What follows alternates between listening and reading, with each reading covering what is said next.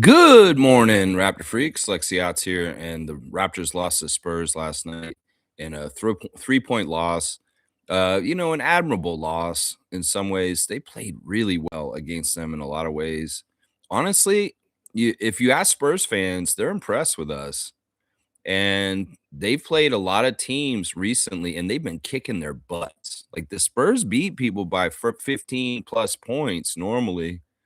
And Spurs fans are saying this morning this game was ugly and we're glad we won, basically. So, there's something to this.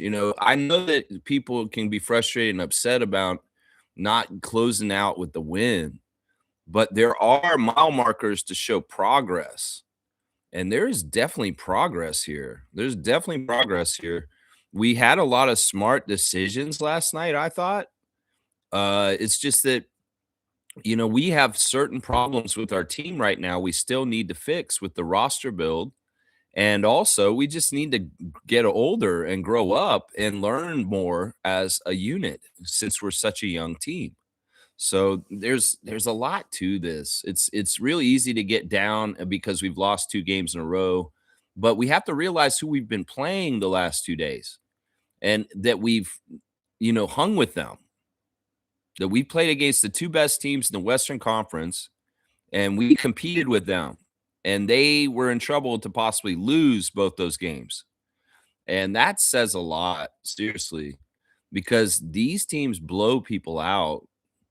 There's been games this season where SGA don't play in the fourth quarter because they've dominated the team so bad by the third that he doesn't have to play in the fourth quarter. Like I said, the margin of average win points for the Spurs is 15.5 right now, meaning they, by average, win by 15.5 points over their opponents. We just lost them by 3 and had a chance to steal one from them last night. So, we're jumping from a non-playoff team, much like the Spurs, to a new place. But they have a 7'5" guy named Wemby. And they're jumping to – we're similar as teams, the Spurs and the Raptors right now, because we're both jumping from places outside, inside, and where we're landing is just a little different. And some of that is having 2 rookie of the years in a row and having, size and different things going on for the Spurs. So, man, don't be down on this game last night. Don't be upset, Raptors fans. This is positive. I wish we had won. It'd be nice if we had won, but there are different things that contributed to not winning. And, we were beating them pretty good. The fourth quarter sucked because they clamped down and it worked and they did the right things and they came back and beat us after having a lead of 12 points at the start of the fourth. And some people look at that as a failure, but man, it's just a learning process and it's learning more and more. Much like in games earlier this season that we lost to teams that weren't as good as these 2 teams, honestly, the whole 48, you make positive decisions and negative decisions. You can make mistakes throughout the whole 48 minutes of the game. And those decisions will add up to whether you win or not. And that means you have to be really good throughout most of the game. And that means making free throws. That means making layups. That means making open threes. And we're not doing that exactly right yet. But that's the crazy thing. We're winning without being a good 3-point shooting team. And kind of like we could say, well, we were winning or doing well without a real big man or enough big men. We add these things and we will be better and we will be able to compete better with people. Some of it is that some of the people on our team are supposed to be the 3-point shooting and they just haven't shown up. And that sucks. That sucks. All right, let me check in with y'all's comments. I got the ones from the other stream still, guys. So don't worry, I'll read them right now. Trevor J's words of wisdom. For those who face the storm, are still weathering it, or have emerged stronger, this is for you. Keep rising. Stay blessed. And always stay positive. There you go. I like that.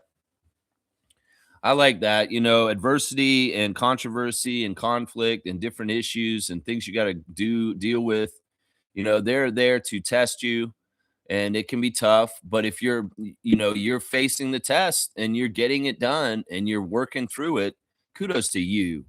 You're badass. and keep going. And we believe in you, and we are rooting for you. How about that? How about that? Blessings to Jones family, all the Raptor Freak families. I appreciate Trevor for his words of wisdom and being the commissioner of fun. Appreciate that. This is what Trevor's saying about the game last night. Very tough loss for the Raptors against the Spurs. Fourth quarter lineup in the beginning was not the right lineup. Yeah, I'm going to agree with this. That was a really crucial bad mistake, and we can blame Darko straight up for it, for putting a lineup without Brandon or Scotty in it at the beginning of the fourth quarter. But he gave us the reason why he did this. They asked him straight up in the press conference after the game, why did you start that team at the beginning of the fourth quarter where everything fell apart and they ate up our lead? He said that Scotty, this is interesting, Scotty really was hurting last night, guys. Darko said basically that Scotty was playing on one leg, guys. And he had told Darko that if you don't have to play me, can you bench me? Because I'm not right. So this is the crazy thing, y'all. All the weird stuff with Scott sitting out last night in the fourth quarter at different times, like him getting subbed in and out. Like everybody's like, Jack Armstrong's keep going, Scotty Barnes is your best defender. Why do you keep putting him on the bench? Why do you keep doing that? He didn't want to. He was literally doing that because Scotty had asked him to, because he was not right. He was not 100%. And Darko was asked by Scott to say, if you don't need me out there, please let me sit, because my leg is hurting me. And that was a big part of the decision making with Scotty after the game, that night, last night in the fourth, was that, he's trying to rest him. He rested Brandon at the beginning of the fourth because he had played most of the third quarter and he was due for his rest break at the beginning of the fourth. And Scotty, he didn't play at the fourth because Scotty had asked him to not play him if he could get away with it. Well, we couldn't, and that was a miscalculation. And we needed Scotty out there, especially since Colin he re-aggravated his thumb, and he was taken out of the game for the rest of the night, midway through the game last night. So you have two exemplary defenders that do so much stuff for us right now between Colin and Scotty, not available truly for the Raptors in certain ways. See, Scotty wasn't totally himself in the fourth quarter and wasn't able to. He in some ways he was really having a hard time, guys. Really, really having a hard time. It's stupid that the schedule. In some ways, I'm figuring out the sneaky way the schedule makers screwed with us this year. They basically put us on a every other day schedule from November all the way through January. Like every other day, they loaded us up with so many games every other day, no 2-day breaks. And now they're giving us all our 2-day breaks around the All-Star break, when you get a lot of rest anyway. Now we're doing this weird thing where after the All-Star break, we're taking 2 days off between every game. Now, in some ways, is that good? I don't know. I don't think that is. It's like if we could have had some of these 2-day breaks spread out more into months that we've already gone through, maybe it would have been better for us. But they're giving us 2-day breaks between every game right now, and that's too much time off. Jack is right in the thing. He's like, we just played a back-to-back against the two top teams of the West. Now we'll be off today, tomorrow, and we'll play Saturday. And then we'll be off Sunday and Monday and play on Tuesday. And before these back-to-backs, we had 2 days off. We had 1 day off, actually, between the Sunday game to the Tuesday game. But before that, there were 2 days off between Chicago and Milwaukee. So I don't know. It's insidious. It's the kind of manipulation, the subtle manipulation and weirdness of the schedule, that all of a sudden we're getting our 2-day breaks between games all in a row, all in 1 month, and less games in February overall than any of the other months of the season. So it's a little insidious, Let's see. Isaac Campbell saying, I heard the league is going to send their own doctors to provide an MRI for Lauri Markkanen. I guess a bonus of tanking in the NBA is also free healthcare. Shout out from Canada. Yeah, I don't get this. I don't understand your joke. Maybe I'm just autistic and it goes over my head. Isaac, your sense of humor isn't exactly making sense to me here. wouldn't the NBA give doctors to all the players? And this is not a special case. Like, they have the fitness to play panel, right? And they're sending doctors to check people all the time. And I don't know the rules of the NBA or collective bargaining agreement. See, I'm trying to answer your question seriously because if it's a joke, I don't get it. I don't get it. I like free healthcare. I like my country to stay with free healthcare and no privatization of healthcare. These are two separate things. I don't get it. First of all, I don't understand the Laurie Markkinen story because I don't study the Jazz, and that's not weird to me. Like, why wouldn't they send a doctor there to do an MRI on him if they're the fitness to play panel and they're in everybody's business about whether they want to take people away? Yeah, it's over my head, man. I don't get what you're saying here. If you're promoting free healthcare, I'm for it. I'm for it. How about that? Let's see. Nako's saying this. Is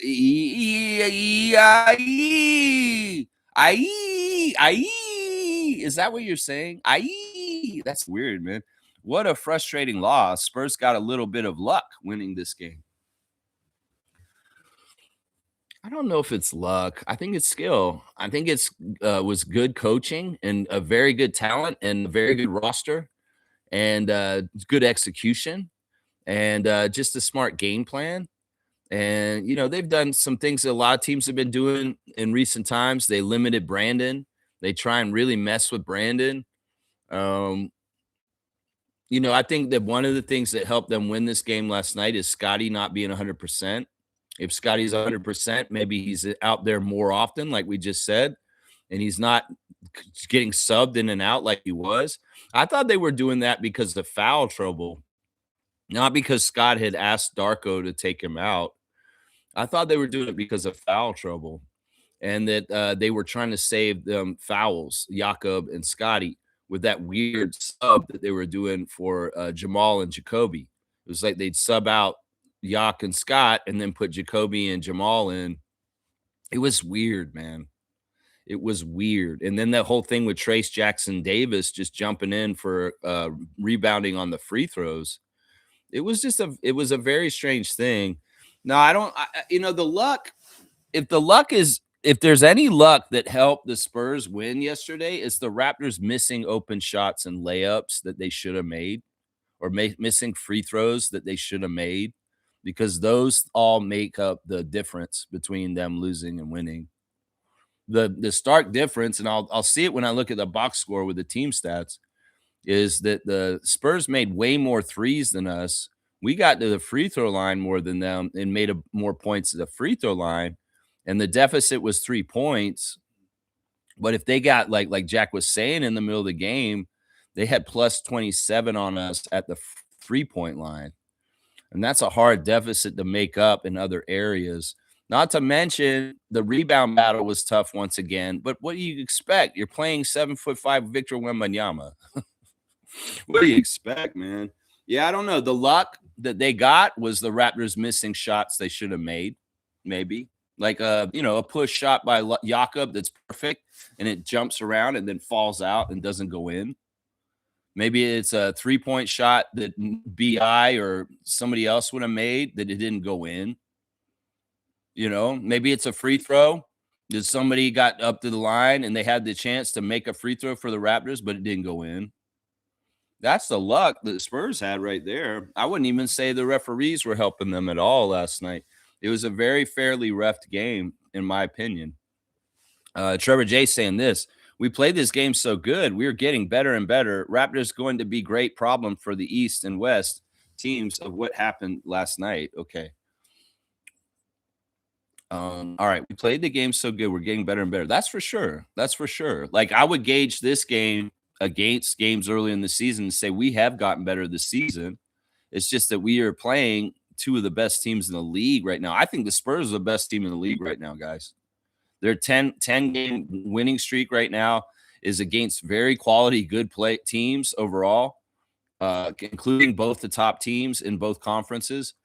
And I think the Spurs are the best team playing right now. They're playing the best basketball right now. The Thunder are hurt, and they are not top-notch, and they just went and beat Detroit. So I would say right now the Spurs are the best team in the NBA right this second right now because they're healthy, and we saw them last night, and I've seen them. They're very good. And losing to them by only 3 points, that's no slouch. And in fact, we had chances to execute and win it in the end last night. It's just it didn't come out that way. We needed to be a little bit more perfect, but we were close. We had our chances. Missing free throws in the last 2 minutes of game is a real buzzkill. Let's just put it that way. It's a real buzzkill. Yeah, we're gonna be a contender. It's just that we got to be patient. This year is not the year where we're gonna make a huge leap, like where we're like going deep in the playoffs. We should make a playoff appearance, maybe win a series, but don't expect us to go really deep and win a championship, Raptors fans. But we have a strong nucleus, a strong core. And this summer, when Bobby Webster is doing his job, he's going to change our roster around a little bit. And hopefully he will add more shooting. That probably is the top priority for this summer, is to, audit our team for shooting. And let's really find out who the good shooters are that are existing on this team, and find out what really good shooters may be available for us to acquire and add to the fold. That could be a big, huge game changer for us next year, is if we actually get reliable outside shooters, because that's the biggest problem for this team right now. It was in recent years, not having a true center and not having somebody out there to be a big man, but we had that last night. That's for sure. We had that last night. That's not a problem for our team anymore. Smooth saying self-inflicted loss. This one's on Darko. No, it's not totally on Darko. No, we don't give 100% guilt on losses. I named a mistake that he made at the beginning of the fourth quarter, but that's all I'll say. Honestly, for most part, he coaches the game like 95% correctly. He does things 95% correctly. He made one rotation mistake, and you're going to say he's 100% to blame. Bullshit. I'm not doing that. I'll blame Manuel Quickly for missing a free throw. I'll blame Brandon Ingram for not making more of his shots. I'll blame Scotty Barnes for not toughening it out more and being out there the whole entire rest of the game, instead asking to tap out and come sit down a couple times. There's a lot of different things you can blame. Why don't we just blame Wemby for being 7'5" too? Seriously, because these are all contributing. You can't just say it's this one's on Darko. Nah, Reggie. Nah, man. Come on. Get that garbage out of here. Nameless is saying pure ref manipulation, bro. Sick of this shit. It's even worse when it's in our own barn. What the fuck? I don't see that, Nameless. I do not see that. JB DeRosa, Mark Lindsay, and Brandon Adair were very fair last night. They were very fair. They reviewed a lot of stuff. They changed calls when it wasn't exactly right. The challenges were done fairly and correctly.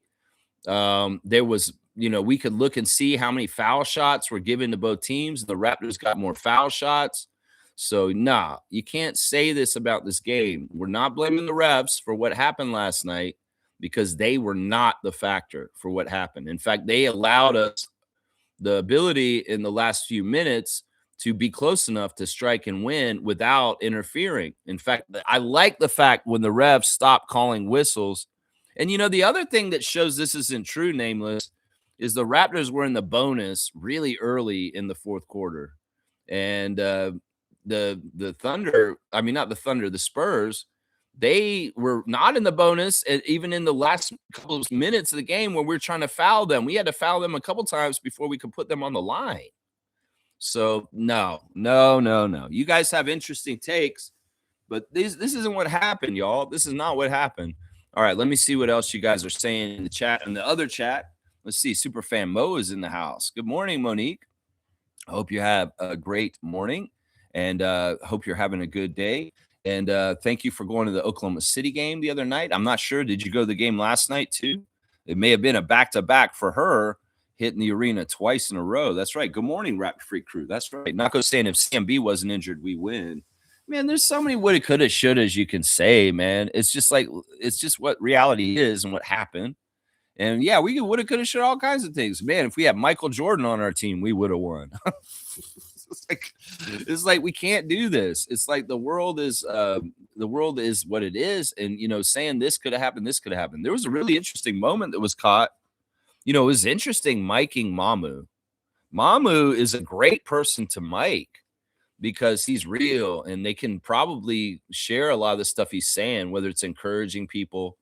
I thought that conversation he was having with Colin Murray-Boyles on the bench was very interesting.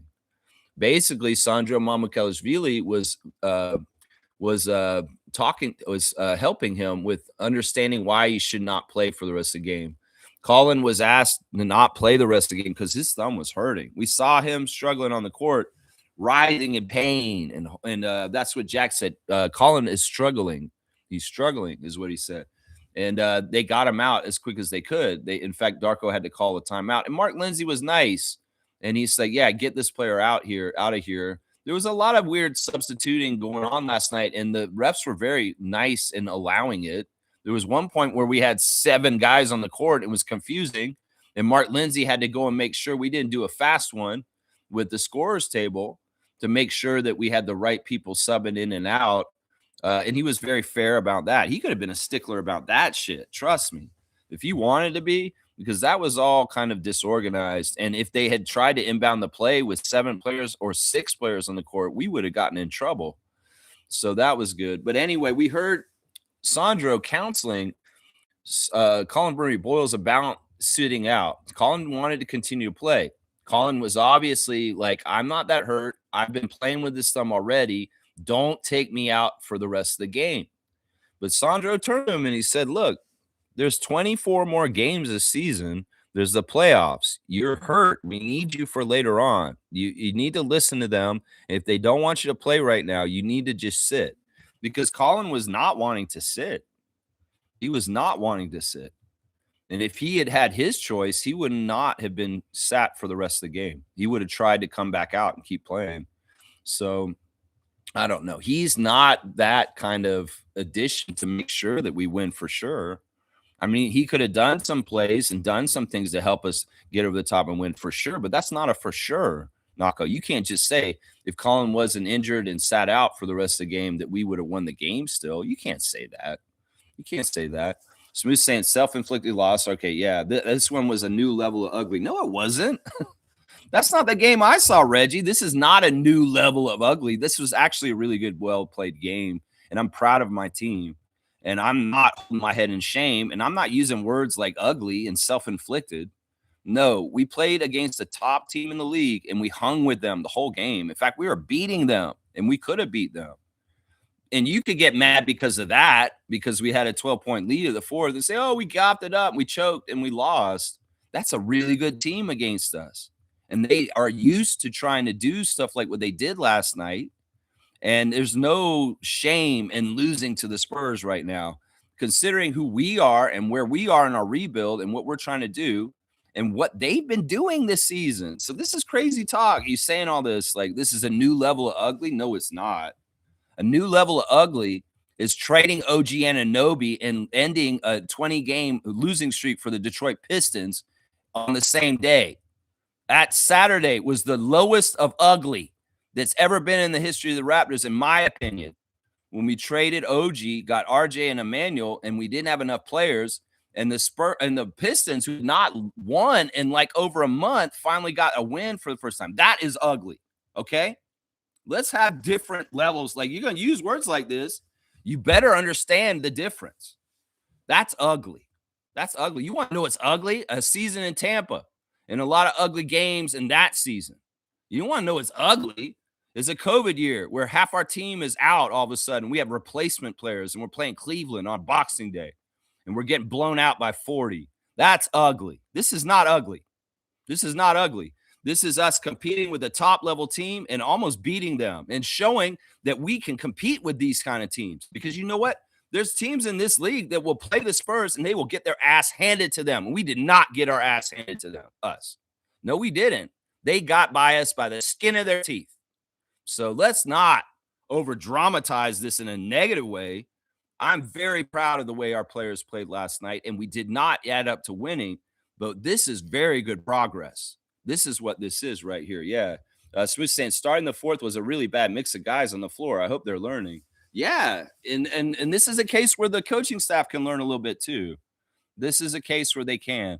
Yeah, it was just a flat lineup. It was a flat lineup. It didn't have teeth. It didn't have defensive teeth like they did in the third, which was amazing. They had an amazing quarter in the third quarter. There was not the defensive teeth of grinding and doing what they were doing with physicality for most of the game at the beginning of the fourth. And that ate up our lead and gave them momentum, which really helped them get the game by the end of the game. For sure. This is true. The beginning of the fourth was a mistake. And I'll admit that about the rotation, but we have to understand the context. Once again, Darko was trying to fulfill the franchise player's request to rest him because he was flagging out. He was tapping out. Scotty was not in good shape last night, guys. As Darko put it, he was playing on one leg for the game last night. And his stat line is shows for it in some ways, but actually he had a pretty good game considering he was hurt. And then what is the coach supposed to do? Of course he wants to play Scott in his regular time, but Scotty himself asked to be sitting. You got to remember that. That's not totally on the coach. The coach is trying to facilitate his player because his player is telling him, man, my leg is messed up, Darko. I don't want to play right now. Okay, we'll try and play without you. I mean, can you fault him for trying to do the request of his team captain? Can you fault him for that? I mean, that there is learning in this for sure. There's learning there's going to be good tape. They have 2 days off. They got a lot of time to look at both these games they just played, and they're going to learn a lot from these games. Trust me, because these guys are young still, and they got to learn these situations and exactly how much it takes to win this league. You can think about when Scotty was a younger player and he didn't really know what the hell he's doing. And now how powerful he is and what he can do. That's all been the learning and the tape and the losses and learning from the defeats.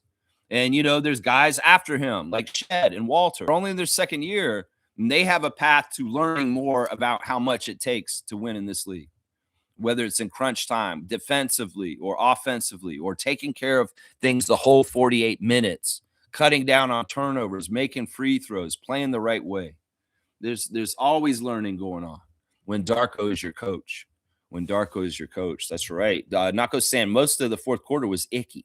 Well, the Spurs were coming back, and we could not score. We struggled. They slowed down the pace of the game, and it became a half-court game, and we can't play in the half-court when Wemby's out there. It's very tough to score when Wembanyama is out there and we are in a half-court offense. Extremely tough. And think about why that is. It's because when you go in the lane, there's a lot of stuff. It's like you have to be courageous, first of all, because Victor is there. And you have to worry about where he is. So in some ways, your offense should be doing misdirections. You should be having people like RJ and Scotty driving in and kicking out just to get it away from Wemby.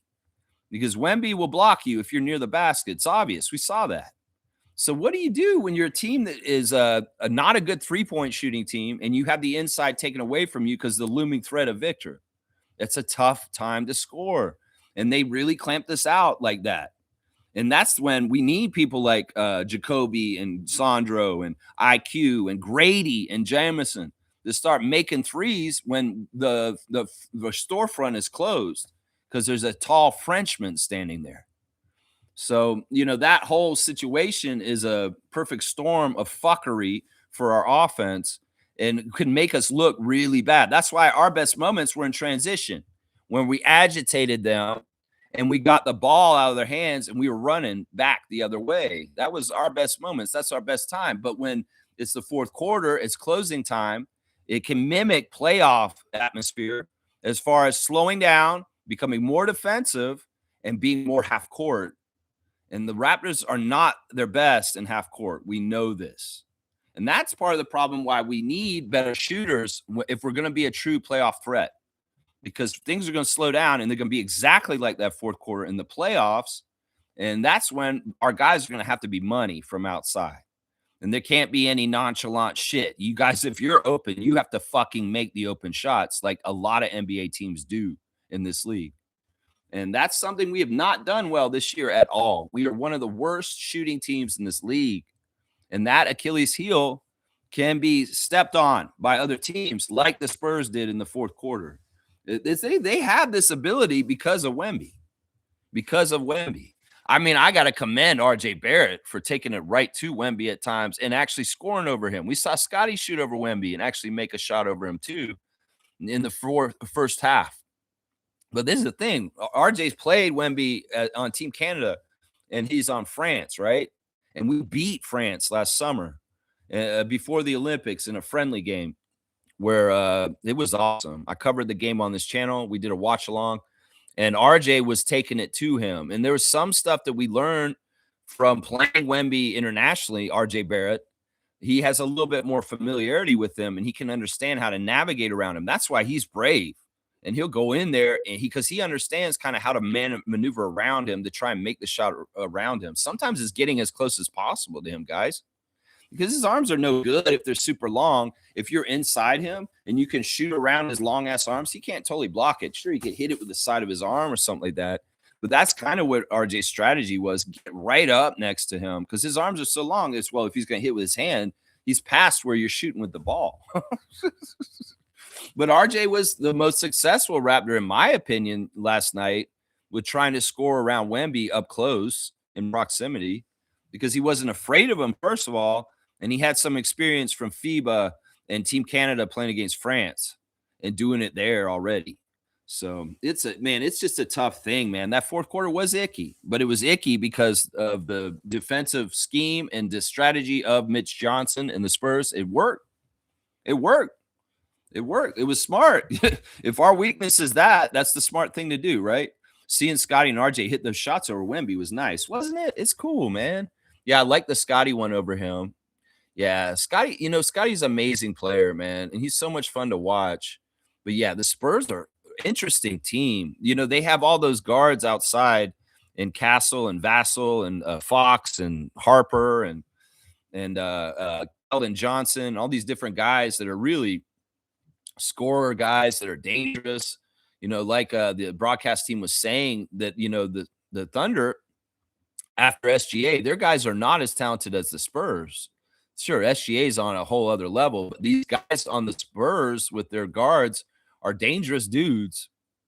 And, we had a pretty good successful night of not letting these guys go cold, totally crazy. Sure, there was a nasty dunk where Steph Castle teabagged Scotty at one point, where he got free and he just threw it down. But for the most part, Harper and Castle were not the guys killing us. It was more Vassell and Champagny that were killing us at times. And I like, that's when guys like I really love Jacoby and Jamal, because they are playing young guards that are their counterparts and they're holding them all right. Like the fact that some of those guys didn't go off totally crazy is attributed to Jamal and Jacoby, and just the way that their youthful energy matches up against them defensively. I was like so glad we have Jacoby Walter last night because he could tie up, Harper and these other guys in a better way than most of our players on our team. We needed that defensive guy against those Spurs. And I think Shed has a special thing when he plays Castle, because he really gets up on him and plays him ultra competitive. It could be it stems from times before in college or something. It could also be just the fact that Steph Castle was the rookie of the year in his class, and he has something to prove against him, because Shed was playing at a whole other level last night against Castle, and it was effective. He was bugging Castle, and he was making his life miserable and making it tough for him. And that's awesome. I think it is basically Shed saying, you know what, you're the rookie year in my class. You're the best. I'm going to come at you, and I want to prove something about who I am and playing against you. Because there was definitely that energy from Shed last night, for sure. Fiercely saying this, good morning, fam, and happy Thursday. Competitive and very winnable game yesterday. The fourth quarter was deflating at first. We should have kept the momentum, but it was nice seeing we contained Wemby. Man, I kind of wish I went to the game last night. I've tried to go see Wemby. I missed him last year. I went to the Spurs game last year, but he had blood clots and he didn't play in the game. He's such an interesting player. He's so fun to watch. I like Wemby a lot, and I like the Spurs. I can't get mad at this loss because in some ways that's my other team, and I'm rooting for them, and I want them to win. I want the Spurs to win championships because I love that franchise. That franchise has been a franchise I've loved since the 80s, before the Raptors even existed. And, this is not because they got dynasty. I loved them way before, when they had Terry Cummings and Vernon Maxwell and Johnny Moore and Avery Johnson and Sean Elliott and David Robinson. And, then the Duncan era. Oh, see, Tim Duncan was one of my favorite players out of college ever. I was lucky enough to see him play at Wake Forest, against Florida State, in Tallahassee when I was a college student. So I saw Tim in real life in a college game playing for the Wake Forest Demon Deacons. And he was my favorite player, just from his persona, the way he played, who he was. And I rode with Spurs Nation all through the 5 championships that y'all got, with you guys, against the Cavs and all the other teams y'all beat. I've always stood with Spurs Nation. If there's Spurs fans coming in here to check my recap, understand you're my West team, and I root for you guys heavy. And I always have. I have a starter jacket over there that's a Spurs jacket that I rock, and I've been rocking since '92. So, I can't get mad at this. Wemby is a cheat code. He is a whole other level of kind of NBA player, and I'm just glad he's on a team that I respect and love. Because if he was on another team, I'd probably hate him. If he was on the Lakers, I'd probably hate him. So, yeah, I'm a huge fan of this Spurs team, and I want to see them go very deep in the playoffs and kick some major ass. So, Spurs Nation, if you do come and check on me and what I have to say about your team, well, all due respect, I love you guys, and I want y'all to be the best you can be this year and get the best results. Seriously. That's what I say, man. If it's not going to be the Raptors winning a championship, I go for the West, and y'all are number 1 on my list on the Western teams. I'll root for Houston too because of Fred. I'll root for different teams, maybe Jamal Murray and Denver a little bit, but you guys are number 1. That's just how it is. And I can't be mad at this. We played a good game with you guys. It was an honorable match. And I think that I would say this, Raptors fans, I'll bet you that Spurs Nation, we got their respect last night. I'm telling you right now, there may be a lot of comments in Spurs social media spaces saying, man, the Raptors are pretty cool and they're fun to watch too. And they gave us a good game. And, they may be very good sportsmen about it. They may be very much like, good game, Raptors. That was fun to watch. And we enjoyed playing you guys. And you guys have a bright future too. So there's no animosity, for me at least, between Spurs and Raptors Nation, because I can see the mutual respect. Nako's saying by some metrics, we are overachievers, playoff team with major injuries. What do you mean major injuries? We're lucky, actually, Nako, and I want to knock on wood very lightly because I don't want to knock my mic out. And say this. We are actually been blessed with not very many injuries this season because we have one of the least player games missed. Sure, we missed Jakob and RJ for a good stretch there, but that's not as bad as what's going on around the league. Trust me. There's people that are having medical units because there's so many people out for their teams. So we've been lucky. I would say we are overachievers, but it doesn't have anything to do with the injury part of it. We are overachievers. But that's partly us just rising up from where we were last year and being in a new place. And also, just changing the minds of the doubters. That's part of it too, right there. Fiercely saying Scotty usually plays through injuries. If he has to be benched, it means he was not feeling well. I'm not blaming Darko. The game was enough for me to see we can win another matchup, not worry. Yeah. I mean, he wasn't going to play possibly, guys. And in some ways, maybe he shouldn't have. But he's that kind of guy, right? In the afternoon, they're probably figuring it out and trying him. And he's like, if I can play, just let me play. And Dr. Alex is like, Scotty, I wouldn't do it if I were you. And he's like, but Dr. Alex, I got to play, man. I got to play. I want to play. If I can play, let me just play. All right, you can play, but we're going to watch you real close. Something like that. So they put him out there.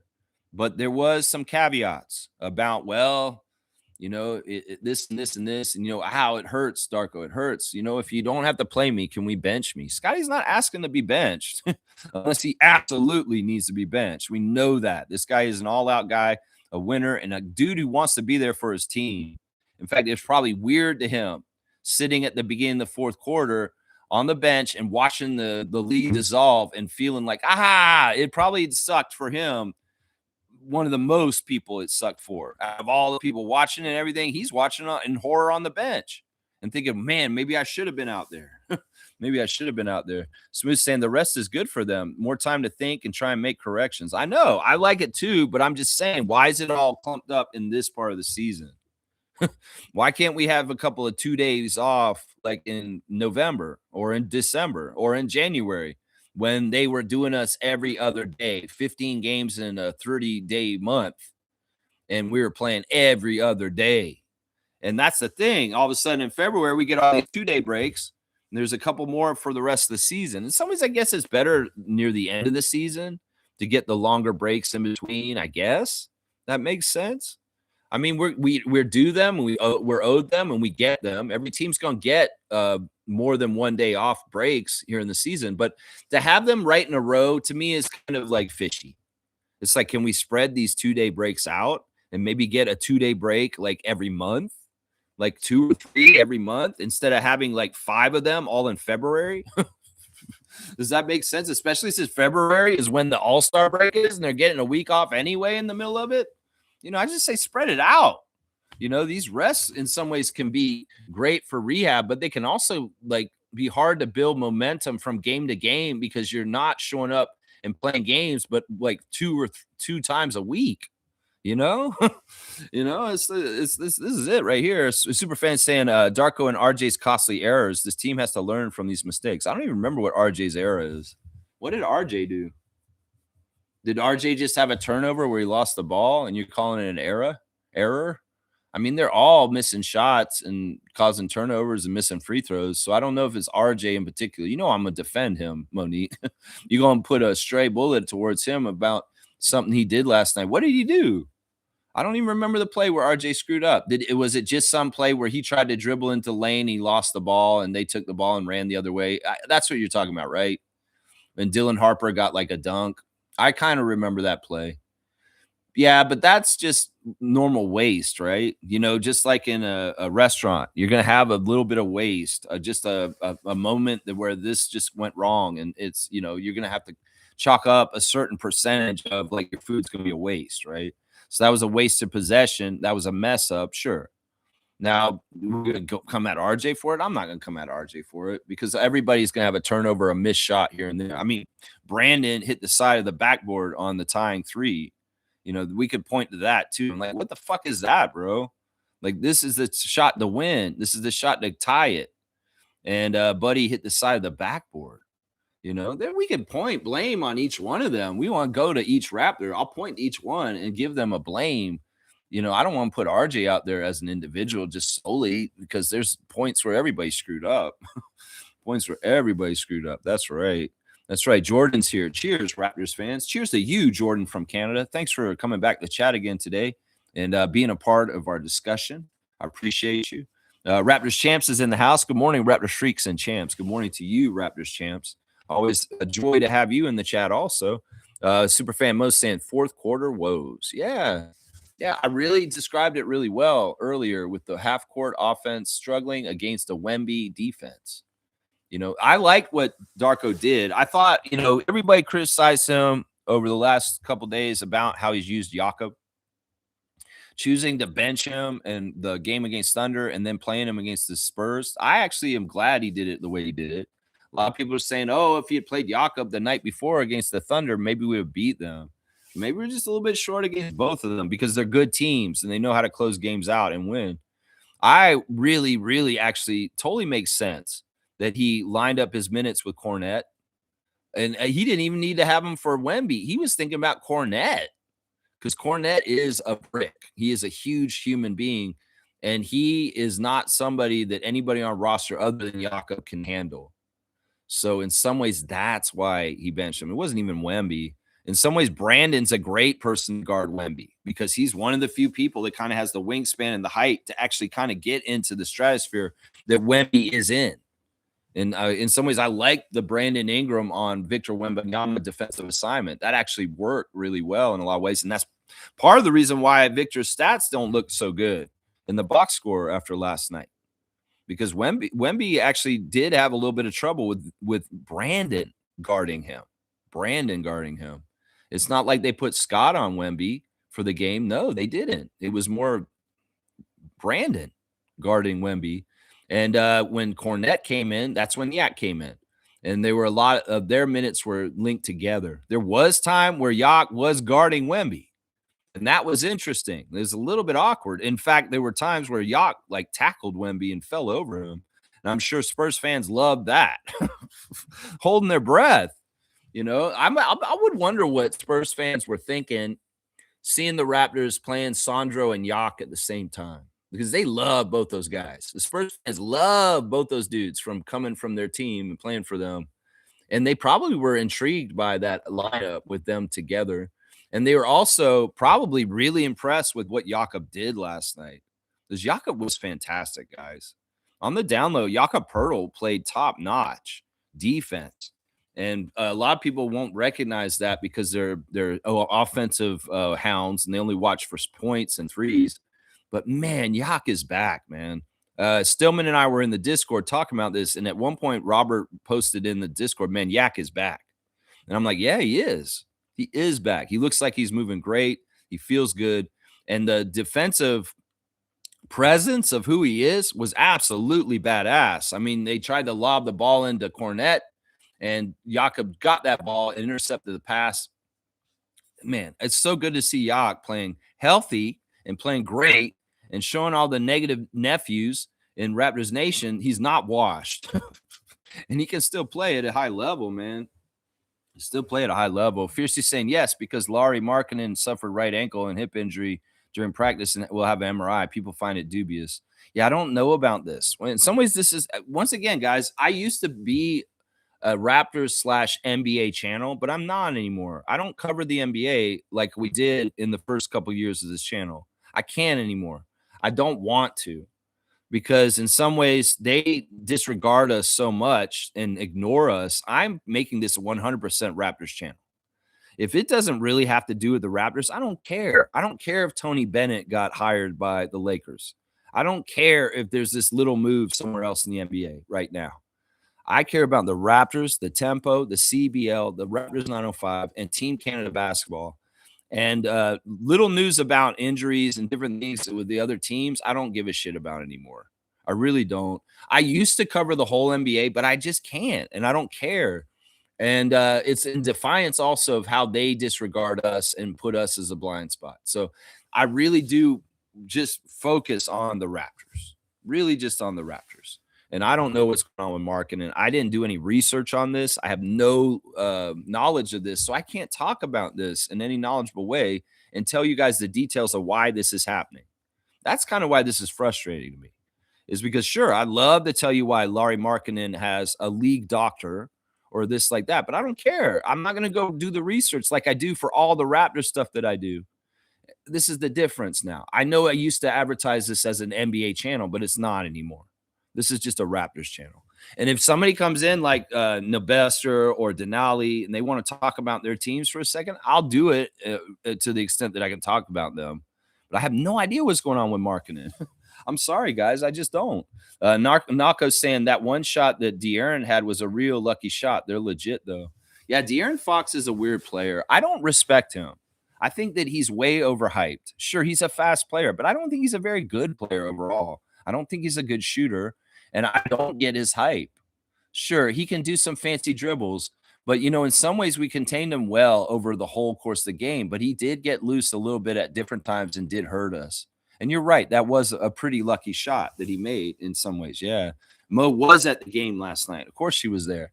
Yeah, so she put in that back-to-back, and that's tiring, I'm sure. Just like the players. She was probably feeling the fatigue going home last night after the game from being down there 2 nights in a row. But what a great 2 games to be at, even if they were losses. I'll say the crowd was way better last night than it was against the Thunder. You guys came alive, and maybe it's because the game was closer throughout most of the game, but y'all did a better job cheering for the team last night than you did when we played the Thunder. So I appreciate that from the crowd. And also, Jack Armstrong, I know you probably heard some of the things that we've been saying. He was talking about how Matt jinxed the free throw, and he said, "Oh, the fans are gonna be mad at you for that because you said something and then you missed the free throw, and that was IQ." Uh, yeah, I mean, this happens, and I mean that's the thing, Jack. Never give up on the Raptors. Always believe in them, even if they're down by 30 at the end of the third quarter. I still believe that they can do crazy, miraculous stuff. And we can't never talk about them being losers and lost the game already until the 0-0 happens at the end of the fourth. You know, that's how I see it. Shaq Lindsay's in the house. Thank you for supporting the channel. Thank you, Fiercey, also for supporting the channel. A good win last night, although the numbers don't show it. The potential is there. Remember, growth is not linear. See, look at this. Shaq Lindsay's saying we won last night. Is he delusional? Is he wrong? Yeah, he's probably wrong because we did lose, but in some ways, did we win? Yeah, I think we might have won a little bit on the down low. Maybe we won some respect in some ways, but we're just not totally there and just not over the top. But this is all the learning curve.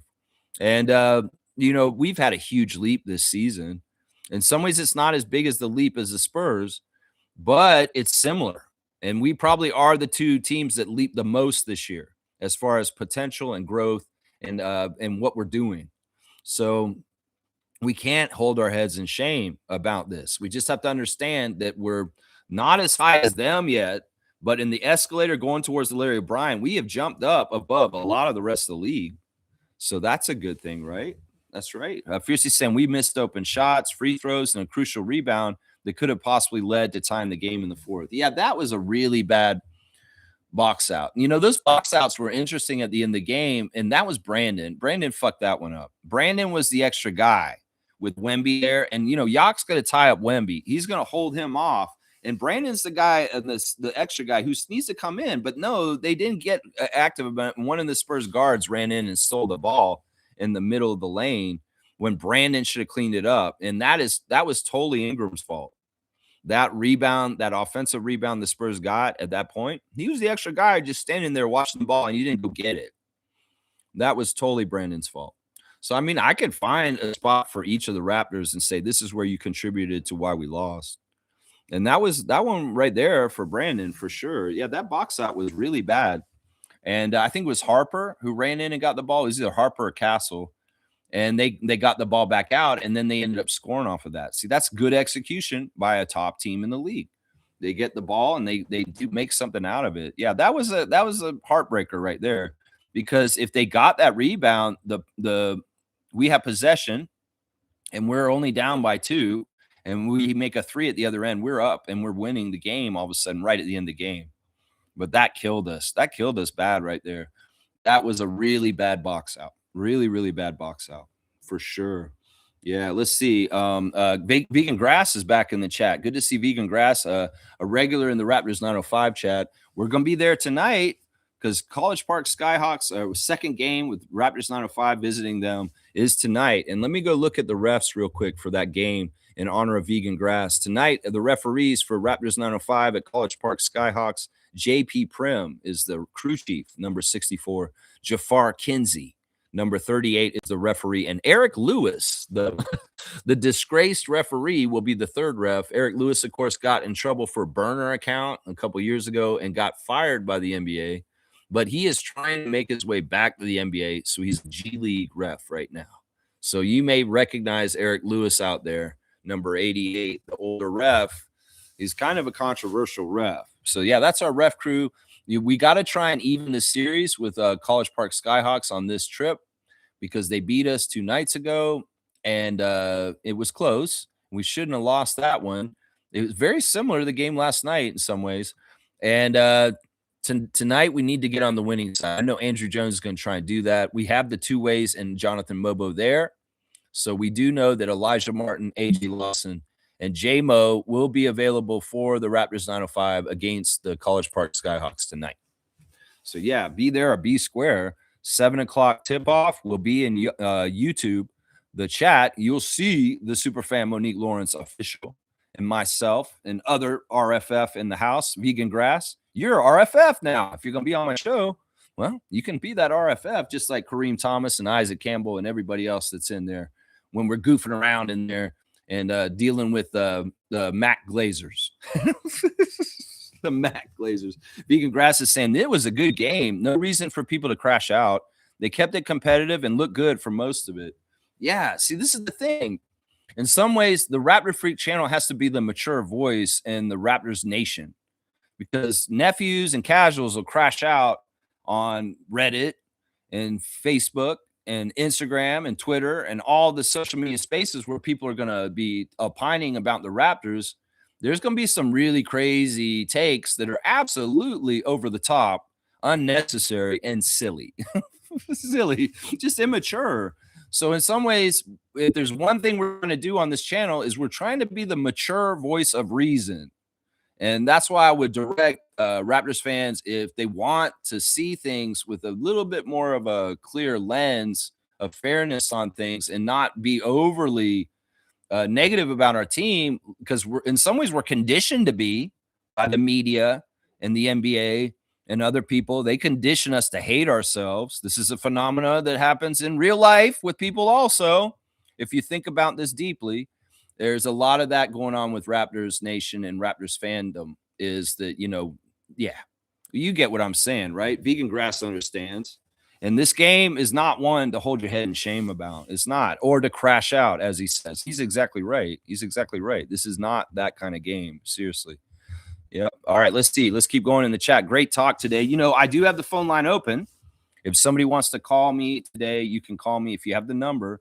I should probably start posting the number again just to see. I could post it really fast on here. If you guys are in the chat right now and you would normally call me, I don't normally post it publicly in the chat right here because I don't want everybody knowing my number, but I might do this just for a second. So I'm warning you guys right now. If you're live with me right now, I'm going to write my phone number to call to this channel right now to anybody to call who's here, and I'm going to erase it immediately, like within 5 seconds. So get it fast. If you do want to call me, you get it fast right now. All right. So here's the number. I'm going to put it in the chat, and I'm going to erase it immediately, guys. So if somebody out of the ordinary that doesn't normally call wants to call today, you can call me, and we will do this because in some ways I like having calls from time to time, and Seymour seems busy, and I haven't heard from Infamous 6 recently. We'll just have to see if we can cultivate another number. So let me see. Hang on. I'll make sure I get the number right first. Make sure y'all aren't calling somebody else. All right, I'm going to flash it for just a second, y'all. All right? So here it is. Here's the number. If you want to write it down really fast, I'm going to say 10, 9, 8, 7, 6, 5, 4, 3, 2, 1. That's it. All right, I'm going to cover it up now. All right? So, all right, let me get back into the chat and see what more you guys are saying. If somebody got the number there, you guys can call me. We're at 10:30, so it's a good time to call. All right, we're on Vegan Grass. Raptors Champs is saying this loss really hurt. Good to see Yak coming along. Bad move by Darko in the fourth. RJ needs to wake up on defense. Yeah, I didn't see anything really horrible about RJ on defense. Not totally. But yeah, the fourth quarter decision at the beginning of the fourth quarter really was a very turning point kind of thing. Yeah. Yeah, because that's where we had something to build off the lead, and we could have gone forward that. Woo-wee! That would have been really good. That would have been really, really good. Jordan's saying they remind me of the period where Kyle and DeMar really started to gel, 2013, 2014. They could be better than that. Yeah. They have more talent at this point on this team than at that time. If you think about the supporting cast for Kyle and DeMar at that time, it's people like Ross and Patterson and Vasquez and Corey Joseph and Bismack. And, we have way more talent on this team than any other time in our history, maybe other than our championship year. That may be the most talented team in Raptors history just because of the All-Stars and what the Hall of Famers and the different people on that team. But this team is probably second that we have currently right now as the most talented team. And we can include the Vince Carter, Charles Oakley team that was in the playoffs against Iverson. I think this team's more talented than that team even. And didn't that team have Tracy McGrady and Vince on it? I'm just saying, man, I think this team's the most talented, second most talented team. after the championship team. Yeah, Jordan's saying you never know. Scotty and Brandon are real X factors that can get fire for sure, for sure. And we're seeing like when Castle kind of dunked on Scotty, I saw some fire in him to try and come back and start scoring points. And I want that competitive fire to come out in Scott. In some ways, this is a team game, but as I've said in the past, it's a superstar versus superstar game also. And if you can show that you're the dominant superstar between the two of you, just like a Michael Jordan versus Reggie Miller kind of matchup in the 90s, that's the stuff, Scott. You got to play Detroit and you play Kay Cunningham. You got to match up against him and beat his stat line because he is your contemporary. He is your friend. He is in your draft class. You beat him for rookie of the year. And in some ways, you guys are compared to each other all the time. So when we play the Pistons, you need to beat his stat line, Scott. You need to keep track. In some ways, this is what all the greats used to do in the 80s and 90s. They used to look at their counterpart. And Jordan would say, well, what does Isaiah got right now? Huh? Or, Magic would be like, what is Larry doing right now? And you try. That's part of what was fun about the NBA is the superstar matchup and seeing the dueling of the top guys on each side. And at some point, I want you to do this, my guy. Whether it's Nikola, whether it's SGA, whoever it is, where you say, I'm taking on this dude and I'm going to outstat them tonight and have the bigger stat game and I'll look better and I'll look like the biggest superstar on the court for this night. That's what the next level for Scott that I see coming up. Brandon, he can just fix his efficiency. A lot of the problems with Brandon right now are just missed shots, maybe not the best decision making at times.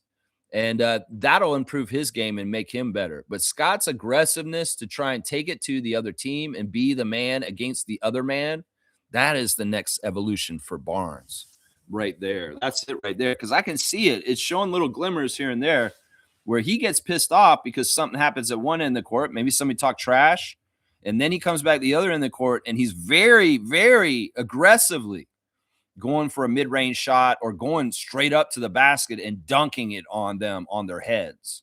These are things right here, man. Shaq Lindsay saying maybe it's just me, but I'd rather the loss over the win.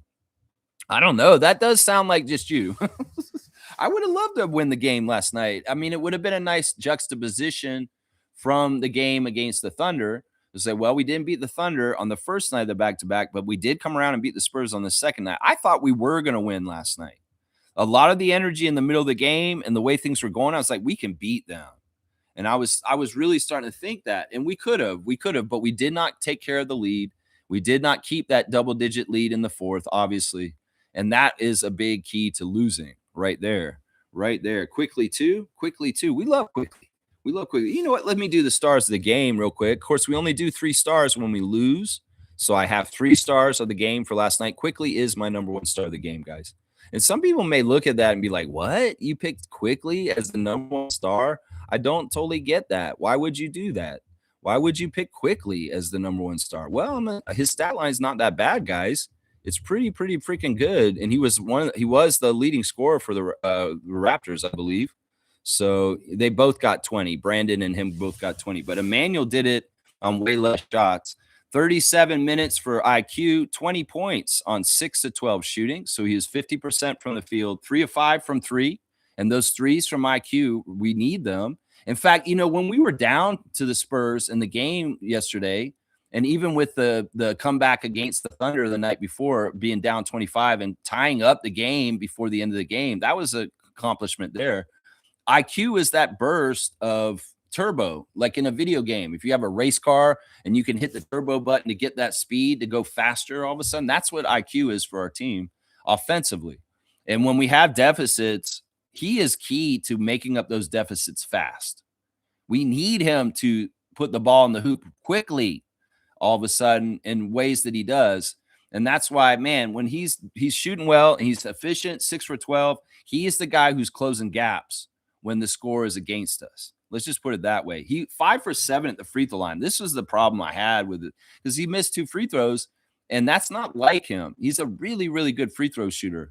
And the free throw misses by Emmanuel in the last 2 games have bothered me because he's such a clutch free throw shooter. He shouldn't be missing free throws. We know that. 4 rebounds for Emmanuel. Now, the weird thing is he didn't get a single assist last night, which is weird. But he didn't get any turnovers either. He was a +4. So all of my stars are pluses from the game last night. Everybody that I picked as a star had a plus in this game. So Emmanuel was my number one star with 20 points on 50% shooting. The second star of the game for me was Pirtle. I feel like Pirtle had such a great underlying effect on this game, and his plus minus shows it. He was the plus 18, the highest plus on the team last night. So when we had him out there, we were winning. Now, was that because he was mirroring Cornette, and Cornette was in juxtaposition to Wemby, and that means we were winning all the minutes when Wemby was off the court?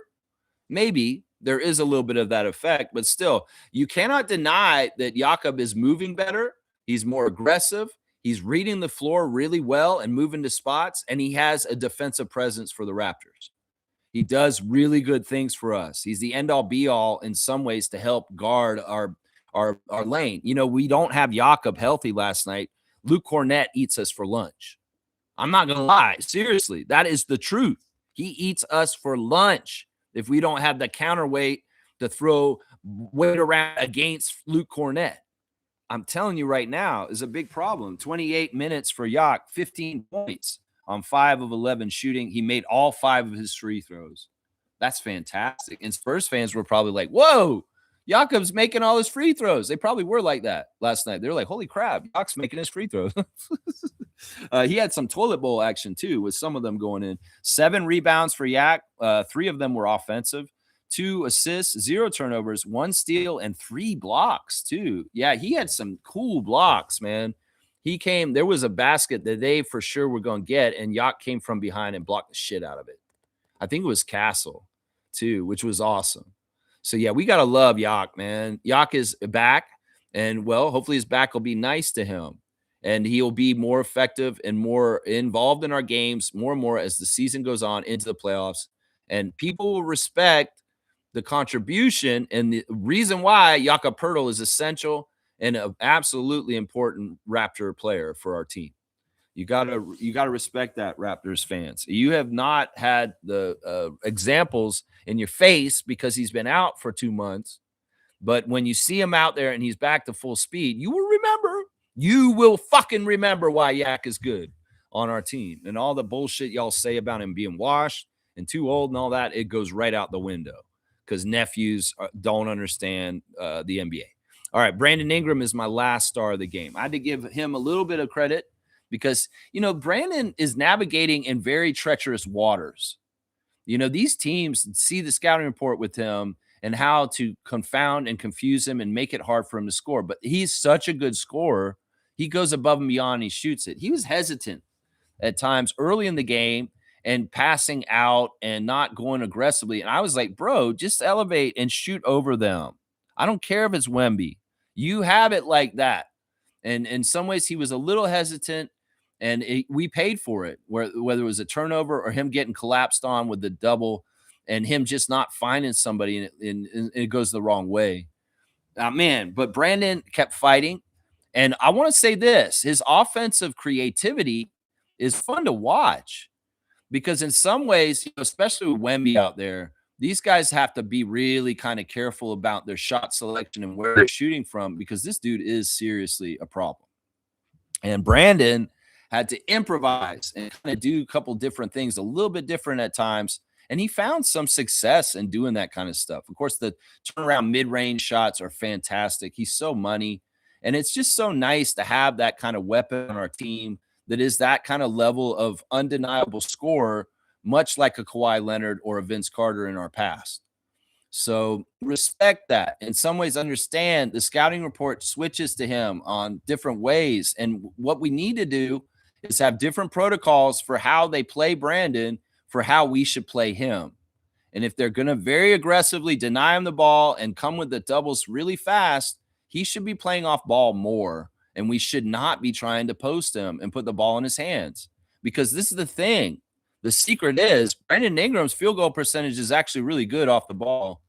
And sometimes, even though it seems like the easy way to do it is to throw the ball to him and let him just dribble around and try and manage to get his shot open and shoot over or whatever, sometimes it's better for us to draw the attention somewhere else with like R.A. or Scotty and then lob the ball over to Brandon and he's wide open then, and he makes that shot easier. So I would say the Raptors, figure out your protocols with how the other team's defense is dealing with Brandon and make different plans according to that.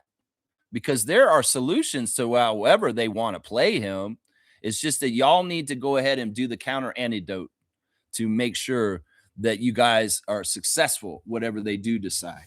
Is if they're going to double him, well, in some ways, maybe he needs to be off the ball.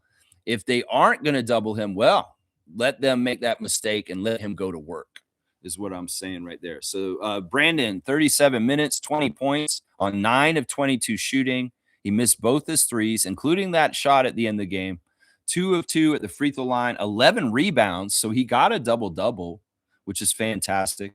4 assists, 4 turnovers, a +1 for Brandon Ingram. Yeah, those are my 3 stars, Emmanuel, Jakob, and Brandon. Should I do an honorable mention? Why not? We'll do an honorable mention for Scotty Barnes, who actually had a pretty decent game for having only one leg.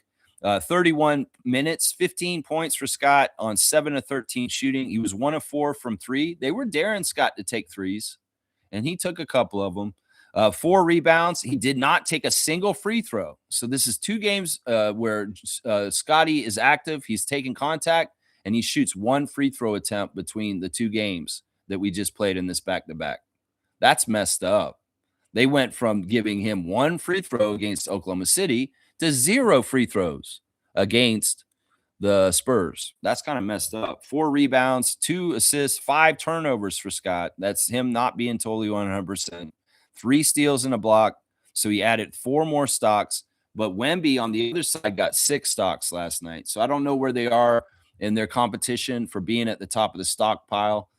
It could very well be that they're tied right now because Wemby got 6 stocks and Scotty got 4. So we'll have to see. And Scotty was a -3 overall. Man, commendable that he came and showed up for the game. But maybe in some ways, I guess with the 2-day layoff, he can recuperate in some ways. But it's risky too. You know, you don't want to put your franchise player out there damaged and like he gets more hurt. So it's risky too, what the Raptors were doing yesterday. But Scotty, I know he's just like Colin. He wants to be out there. If he can be out there with one leg, he will be out there with one leg. And that's commendable in some ways. But the balance of risk with reward and what is the right decision to do, it's not always easy to figure out. And Dr. Alex should be consulted. Dr. Alex should be consulted. We'll look at RJ Barrett real quick.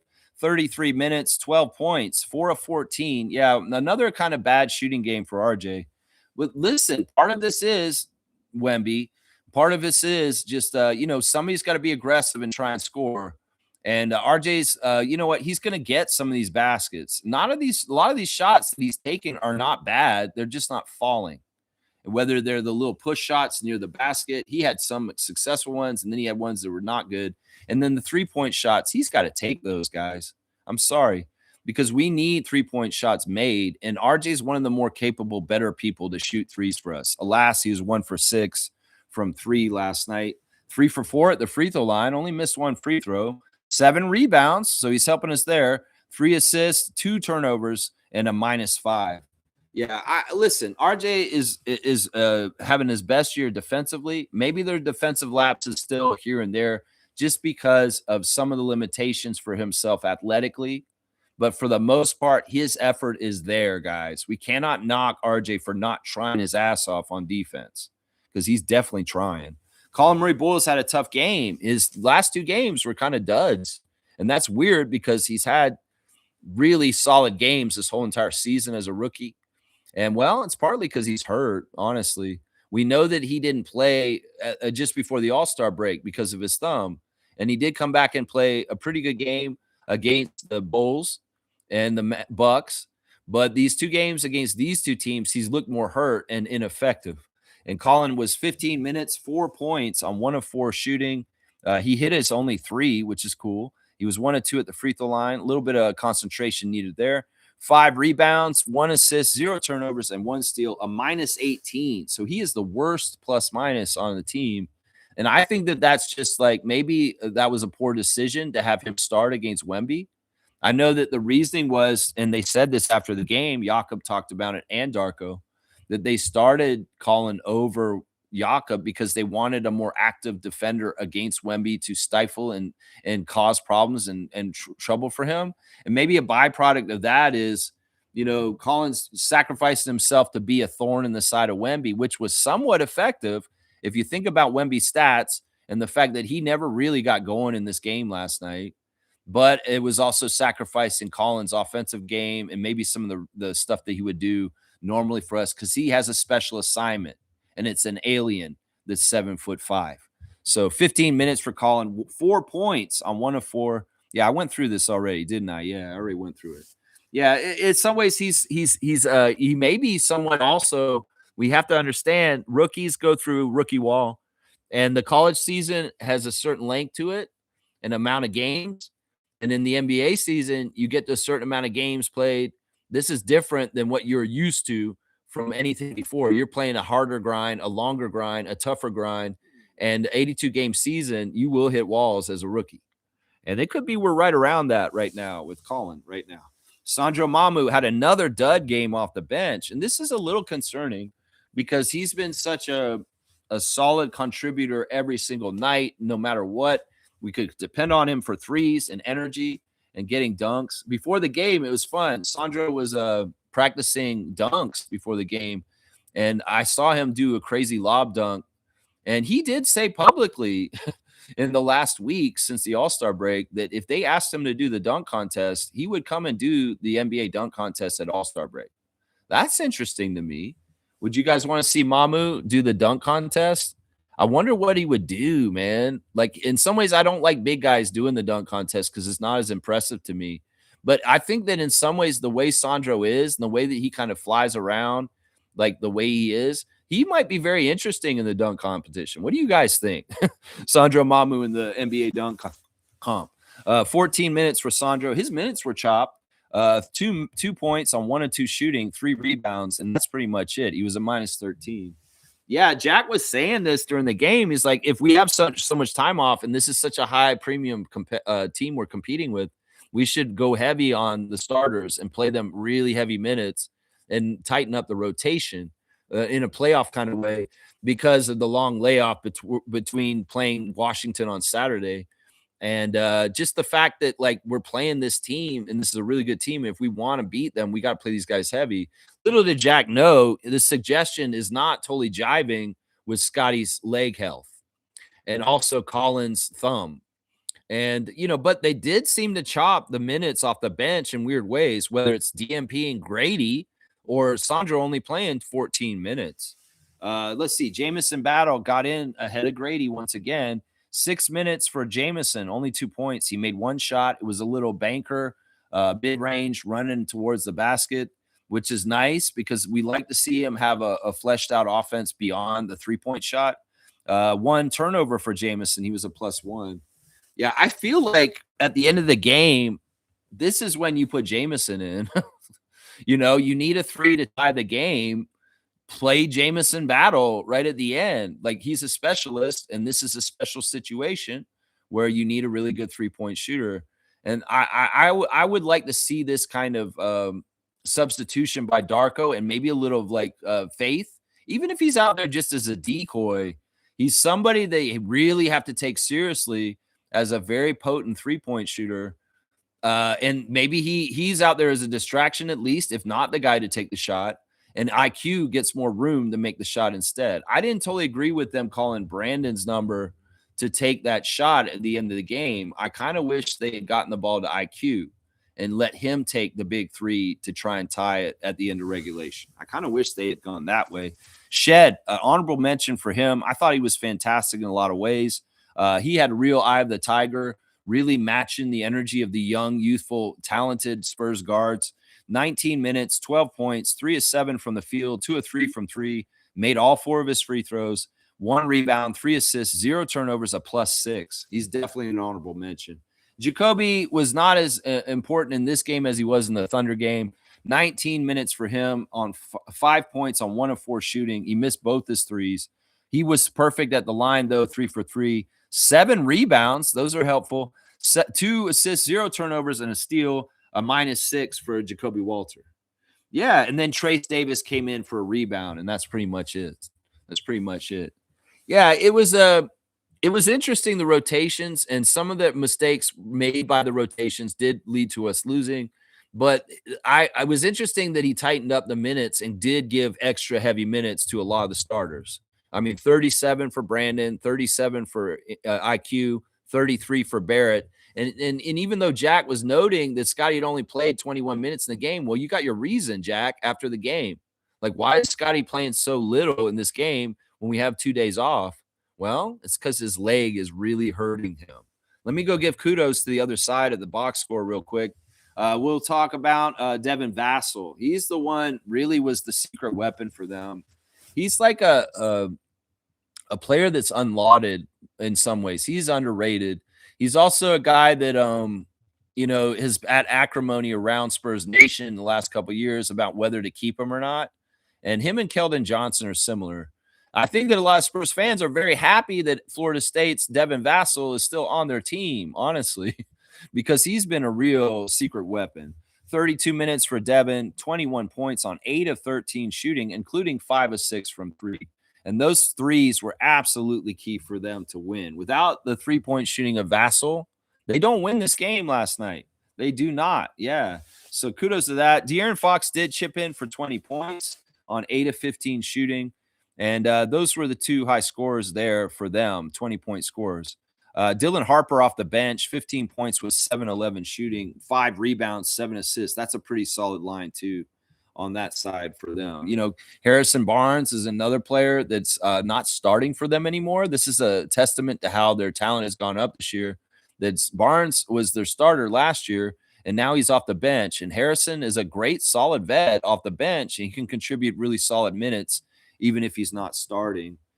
So yeah, we could go on about who Victor is, but in some ways his line is not as impressive as it was against the Pistons.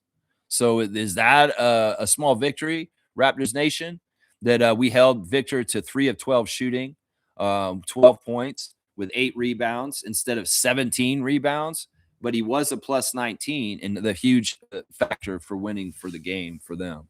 We go to the team stats real quick.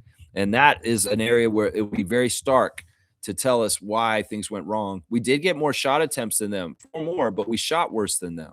They made 2 more field goals than us. And that's a problem. They made twice the 3-pointers that we did. And that's a huge margin right there. They made 9 points on threes, 9 threes more than us.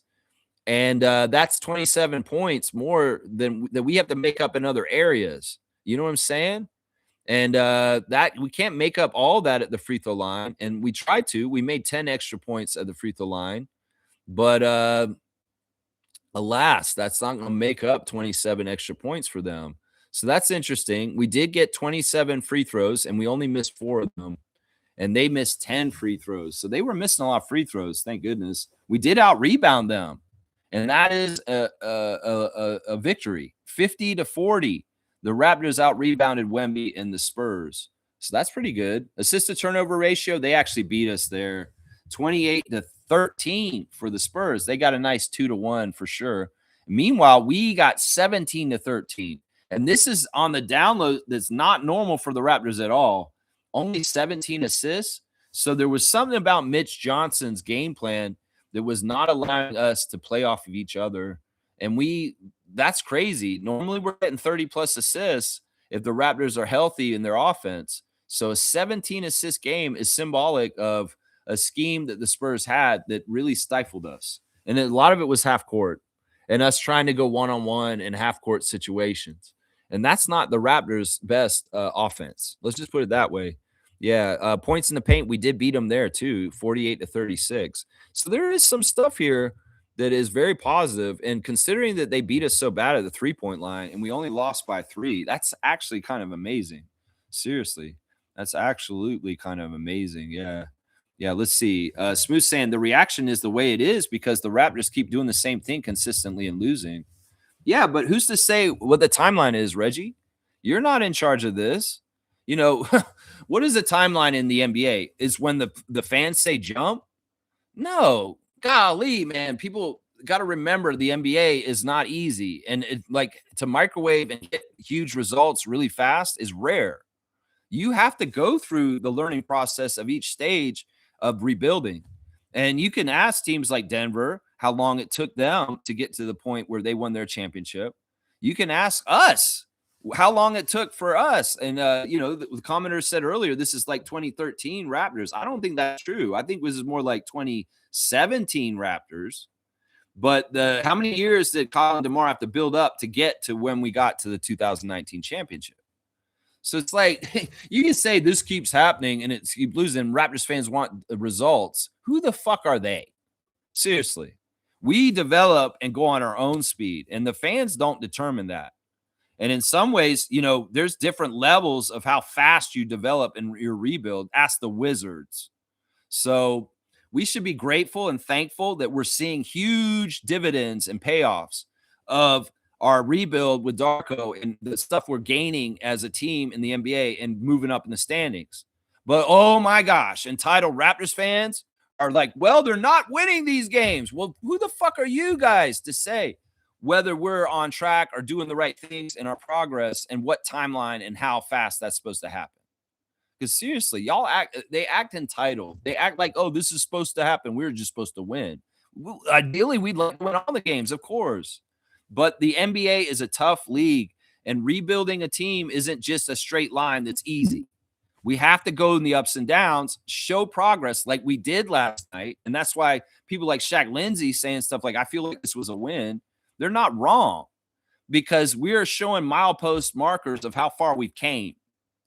And the fans are unrealistic and stupid. These are the same fans that will get mad about these games that want us to win the championship every year because they think that's realistic.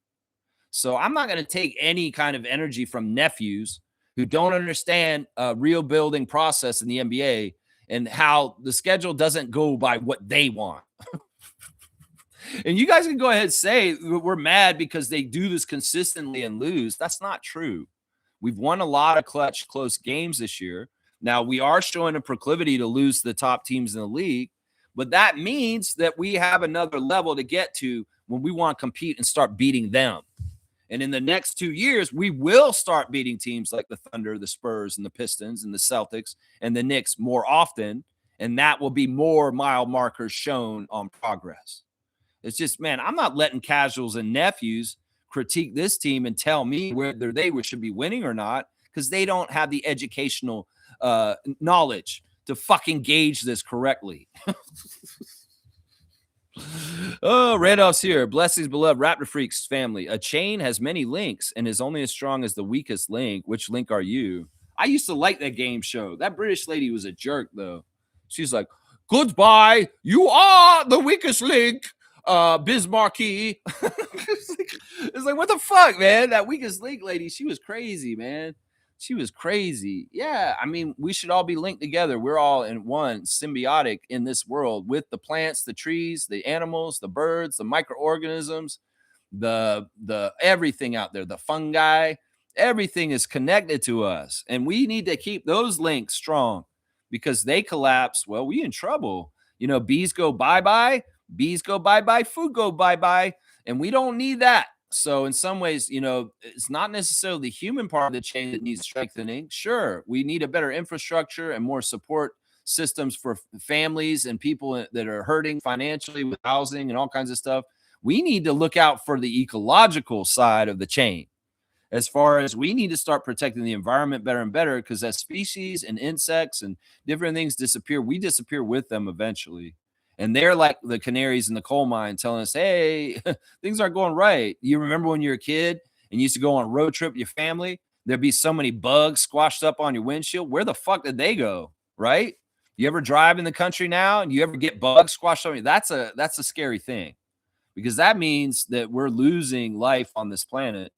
And those weak links that we should be worried about, they have to do with the most fragile species that are going extinct and are disappearing under our noses as we go forward in progress with man-made capitalism, destroying everything and trying to make money off of it, when we're going to actually destroy ourselves, because we are linked to that and that link of chain that Randolph has just described.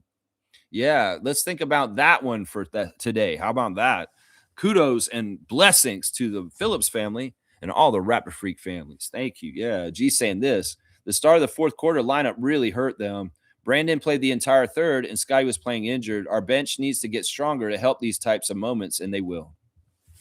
It's really nice in a game where we missed Scotty on Sunday to see the rest of the team step up and do something around him.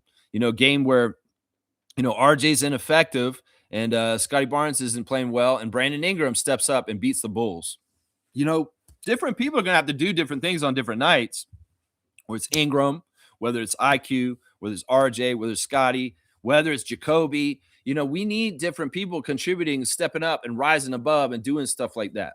And in some ways, our bench has been an Achilles heel at times because they have not been dependable and filling in sometimes when we really need that extra punch.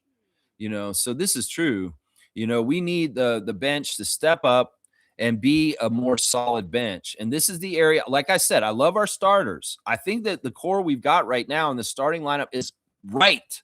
We don't need to shift any of these 5 guys. And with Colin, too, included as the 6th kind of extra starter, it's the bench we got to focus on this offseason.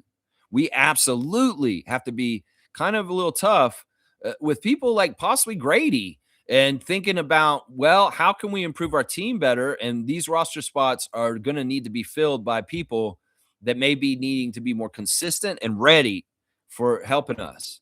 So we'll have to see how Bobby handles all this. And this is way early to talk about this, but I really see this as the part of building us up to the next level for next season is our moves in the offseason to really shore up and make our bench better. I think that that's important for us to get to the next level for sure. Yeah. Smooth saying double-digit leads in the 4th. The game slows down and they can't do anything against a quality set D. It's tough.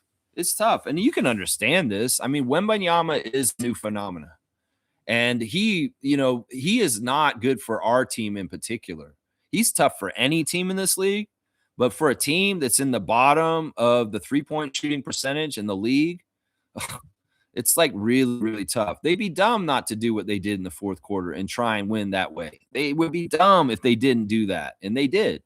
And it worked. And it doesn't totally shock me that, camping Wemby in the paint and making us shoot threes will beat us. That doesn't shock me. If we had Battle and Dick shooting like they should, maybe this wouldn't be something they could do.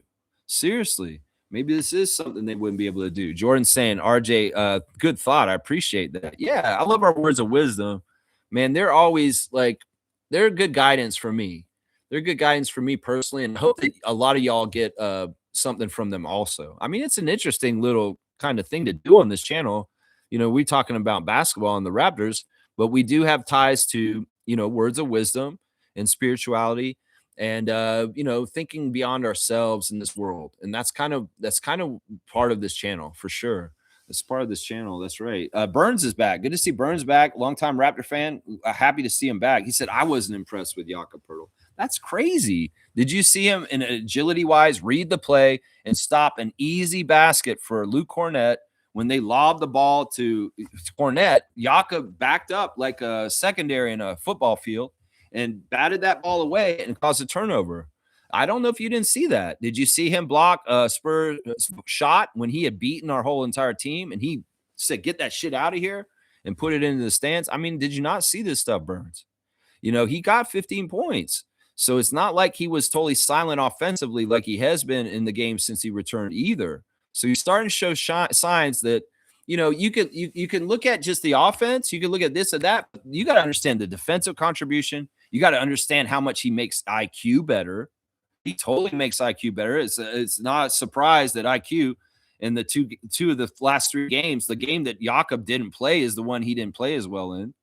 So it's like he unlocks IQ. They are definitely a tight, really good pairing to have on the court because, IQ, his value just shoots up the roof when Jakob Poeltl's playing with him. So I don't get this, man. I don't get what you're saying. He was my second star of the game after Emmanuel Quickley for last night. So I don't get what you're saying. You weren't impressed. Well, let's see what he does next game against the Wizards and continue to get healthy. And maybe he'll get a double-double and you'll be more impressed then, hopefully.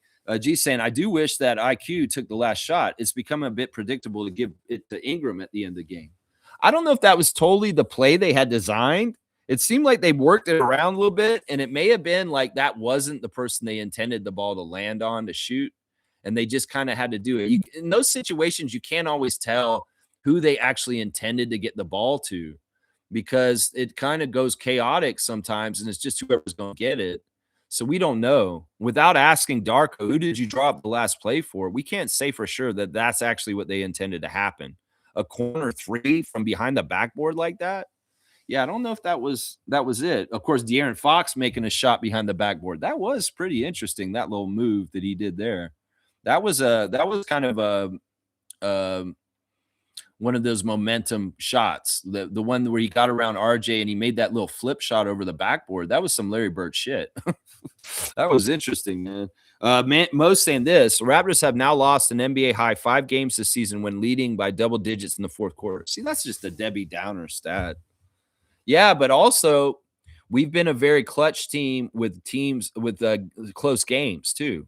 We have a really good stat with close games too. Now it's not as good in recent months, but in the first part of the season, our clutch stats for closing out games and winning close games were supreme. So I don't know. There's a balancing out of everything. Some of it is that the teams we're playing right now are higher level. We've played the Pistons, the Thunder, and the Spurs all in the last 2 weeks, and these are good teams.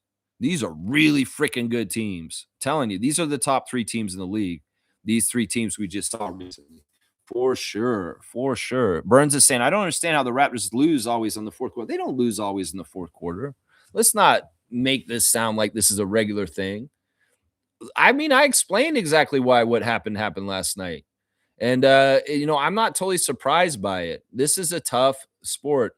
And to play all 48 minutes against a high caliber team like the Spurs and win is very difficult. And our team is a young team. And in some ways, they're knuckleheads for not understanding the exact efficiency and output and things they got to do to absolutely make sure they win.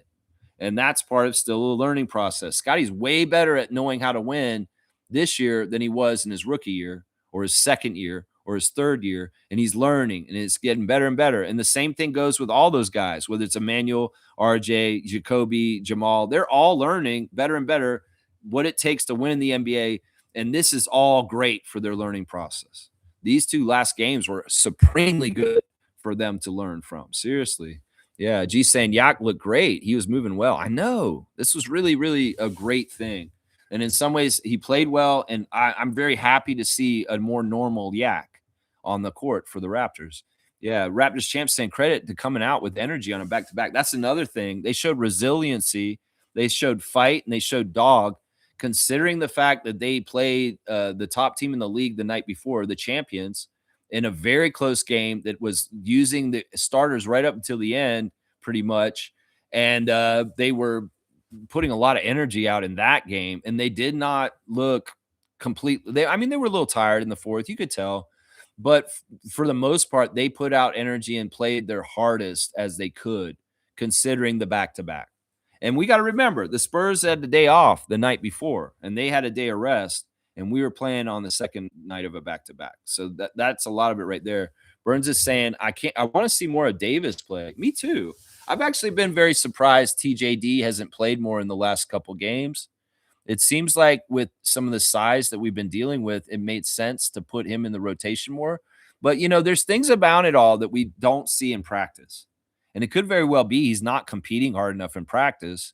And Darko is sending a message to him that if you want to play Raptors basketball games, you have to have another level of things, TJD. There's a lot of stuff under the water like an iceberg that we don't see with this team. And that may be the answer as to why TJD is not necessarily playing in time. He utilized him for a strategic reason last night. And that's the only reason why he got in the game. And as a dutiful player on the team, he went in there and he did what he was asked of for that job. And he did get a rebound.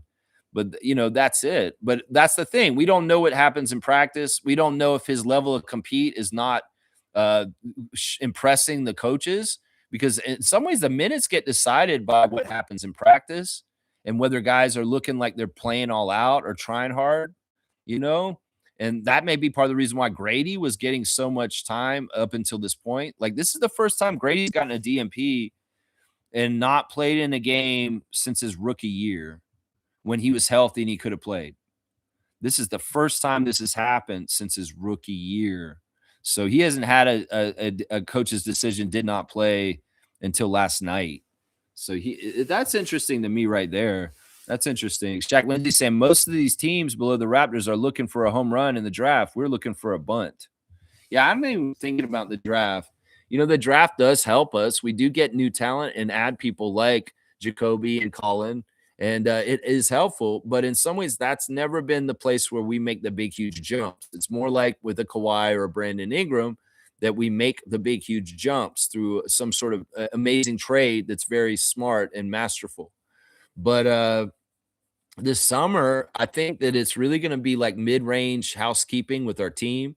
And that means like those positions like 7, 8, 9th, 10th in the rotation, we improve those spots as far as who's in those spots and who could possibly be rotation next year. If Mamu is asking for too much and he's going to another team after this season, a 1 year with the Raptors, because he just showcased his talent and he's in a whole other price range this summer, and he's not worth the new price, and we have to say goodbye to him. That's just how it is, Raptors fans. Don't get upset about that. But hopefully Bobby's creative and he realizes how to fill the roster spots this summer to improve our bench, because the starters, they should stay who they are. I'm not trying to move any of those guys. And if the people are talking about we need to trade this person or that person, you need to shut up, because the 5 starters for the Raptors are super talented and they work together. There's nothing wrong with them playing off each other. They really work well off each other. And to get that kind of talent all together that works well together like that, you want to keep that together. So a lot of the changes to the Raptors don't need to happen on the main guys. It is in the secondary and the bench. And we also got to realize that we get gains from our players growing up and maturing and developing as they get older, as NBA career. They get better and better, like Scotty is showing. So, Jacoby, he could have more of a leap for this offseason, and next year he's even more steady for us. Jamal, IQ, and RJ are both capable of hitting higher ceilings too. And people like Stunted Growth can be stupid and think RJ's hit his ceiling, but you're an idiot. He has not. He can always get more efficient, and that's one of his goals, is to get more efficient and to play better defense. Those are two of the biggest things that'll get him better right there. Yeah, so I don't care about the draft. This is way too soon. We have no idea where we're going to be picking at anyway, and kind of what we should expect from that. I don't rely on the draft to save us, but other teams do. That's for sure. That's for sure, Shaq Lindsay. Yeah, Jordan's and I think Pirtle played volleyball. I love watching him get the ball and throwing it out to his team. Great IQ, very articulate, could be a future coach. He's an interesting guy. Him being a coach, he kind of does coaching in the summer in Vienna when he does his basketball camp. In some ways, he does a basketball camp over there for Austrian kids to encourage them to play basketball. And I'm sure he coaches there. Yeah, he probably would be a decent coach in some ways. But I don't know. Maybe he's kind of like, his personality is very interesting. He's low key. It's not like he'd be yelling at the refs like Darko did at one point last night. Holy crap, Darko got mad, didn't he? Yeah, he's like really mad because they, who was it? It was like Castle fell because he got blocked, and then he's running back, and Brandon takes a 3, and Castle kind of wings him at the 3, and that should have been 3 free throws, but Mark Lindsay didn't call it, and Darko absolutely flipped out, and he got a technical. Yeah, I mean, that's something right there. Now, could you ever see Jakob flipping out like Darko? I don't think I could see that. And in some ways, you got to be there has to be a little bit of an asshole edge to a person to be a good coach. Let's just put it that way. You have to be willing to break some eggs and get loud and yell. And I don't know. Jakob's that kind of personality. That's what I would wonder there. Yeah. Superfan Mo saying clutch struggles continued. Yeah, I mean, their scheme was really smart. And when you have that talent that Wembanyama is, man, that's such a luxury. That's such a luxury, man. Kaloy's here. Good morning, Carlo JS, longtime Raptor freak. Good to see you, my guy. Morning, Lex and everyone. Even if we lost last night, what I saw was with Yak being his old self, we can hang with anyone in this league. It's not that we need a big man. We need what Yak brings. Yeah, we don't need a big man anymore. We really did solidify this. In fact, we're kind of nice. with, I would say if I check with Coach Coolcat, she'd probably tell me that the center depth is okay right now between Jakob, Sandro, Colin, Scotty, Trace, Jonathan. We got like 6 or 7 guys that can actually kind of play pivot at this point, which is awesome. Going from like 1.5 guys to having like a possible variety of different looks at the 5 that all are different, that can do different things for us. So, Scotty can play 5. Jonathan is in that depth chart, somewhere. And Trace is a nice new addition to solidify more. And Colin's been a great surprise as a rookie. And Yak, when he's healthy, well, yeah. And Sandro is a whole other different kind of big that is interesting to help us too. So I definitely think we've got those big men now. The problem we had for the first half of the season is not a problem anymore. G saying Danny Green put Scotty on his first all defensive team with OG, Chet, Jaylen Brown, and Wemby.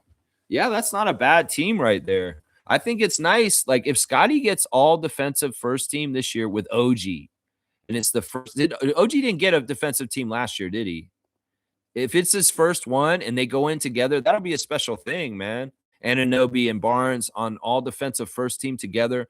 In some ways, that'll be a redemption for Raptors Nation for years and years of Anunoby getting overlooked, even though he gets the pub and the respect on the Knicks. We all are going to be very happy to see OG get defensive awards because he should have been getting them a long time ago. We know this. And it just be a cherry on top if we see OG Anunoby's name next to Scotty Barnes' name, best friends and buddies getting to be on the all defensive team together. And, what does that say about the Raptors team from a couple years ago? The fact that we had 2 first team all defensive guys in budding on our team, right? Yeah, that's not a bad lineup. I think that Jaylen Brown deserves more credit for his defense. I also think it's very interesting that LeBron came out and said that he thinks Jaylen Brown is the MVP of the league after Jokic and SGA. This may have to be figured out because it's looking like Jokic and SGA are not going to be eligible for the postseason awards. And that means that MVP is wide open. And Giannis isn't eligible either. I don't think Luka is going to be either. So who would get the MVP? Past the regular guys who should get it. Definitely not Joel Embiid. Definitely not Joel Embiid. Kaloy saying, if we have Yak moving forward, I think this team is going to go surge and be a force moving forward. Yeah. It's just we want him to be healthy, and we need to take care of him. And if there's load management involved in Pirtle in the years to come, just to make sure he's ready for the playoffs, so be it. We've got Dr. McKechnie. So be it. Most saying, I thought they lost this one at the start of the fourth quarter when they ran without Scotty and B.I. Yeah, that was a miscalculation, and that's pretty true. I think that you're right, Mo, that the rotation is one of the biggest things that led to us losing. The rotation at the beginning of the fourth was a dud. And, well, we've got the reasons for why he did that. He explained it in the press conference after when Michael Grange and them asked him, why did you do that at the beginning of the fourth? Because we were all wondering that. And, well, he told us Scotty was hurt. He asked to be subbed out. And Brandon had played the whole third, and he needed his time to sit at that point. But, it's kind of weird because this is a rule he'd been adhering to most of the season. Either have Scotty or Brandon on the court at all times. When you have this kind of talent, you want to always have that relief valve of an ultra talented guy that can go get you baskets and just keep things kind of in order and in a top level. We've seen in the past the Raptors bring out bench lineups under Nick Nurse with Malachi and Precious, and everything just falls apart.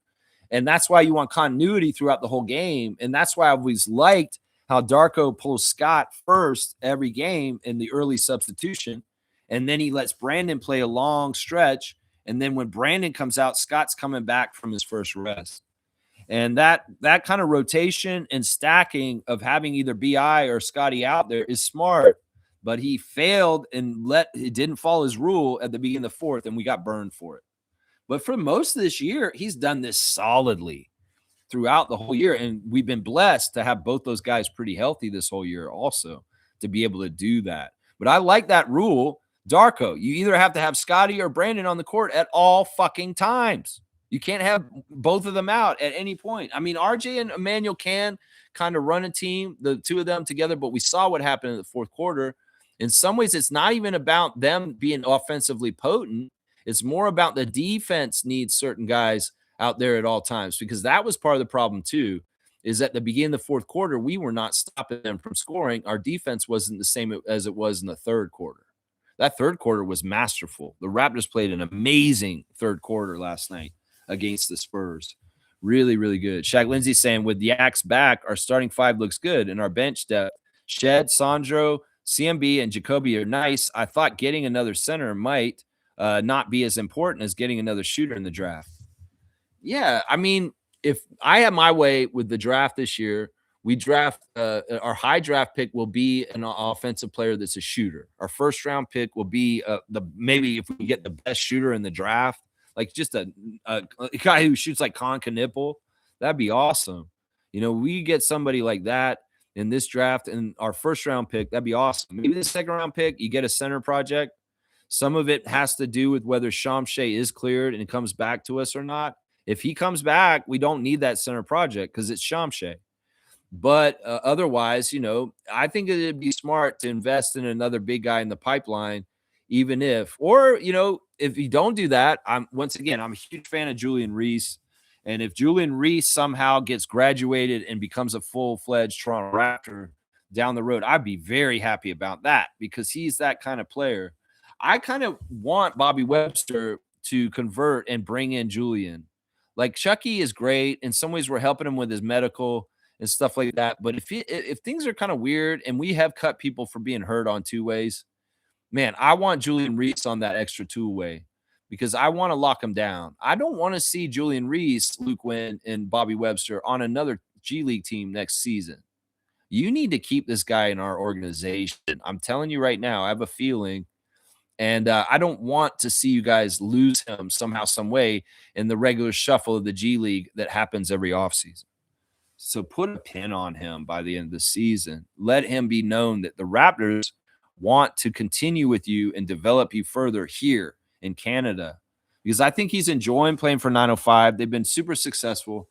And I'm just telling you, the potential for him in all kinds of different ways is there. This dude's a real NBA player. He's going to be an NBA player. And we need to keep the tab on him. Seriously. We need to keep the pin on him. Seriously. I'm saying it. Yeah.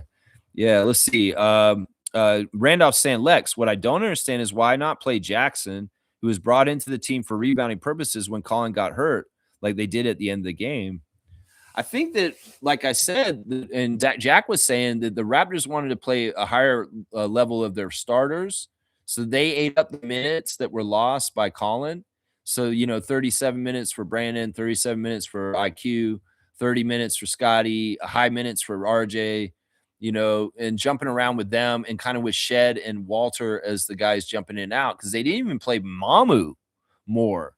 And that's interesting. So they were really kind of doing a playoff rotation, a shortened rotation. And Trace is not trusted enough. And the other thing we got to remember about Trace, he's new.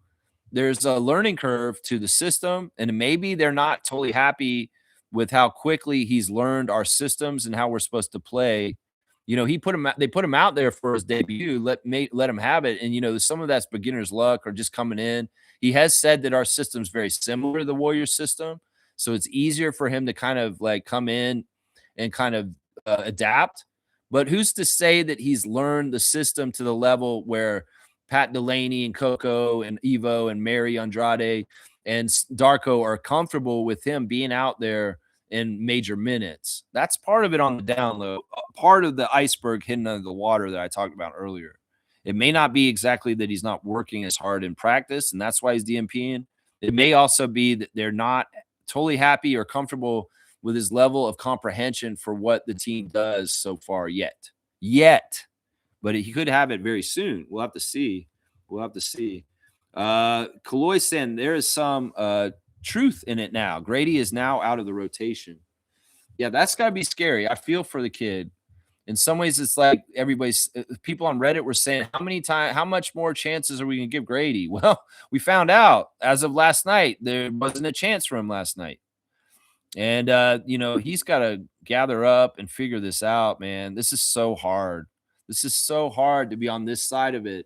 It's much easier to be successful and just feel good and do good things, right? But when things aren't going well and not your way, this is what tests your mettle. And this is the kind of stuff that makes the best stick around and the ones that aren't go away.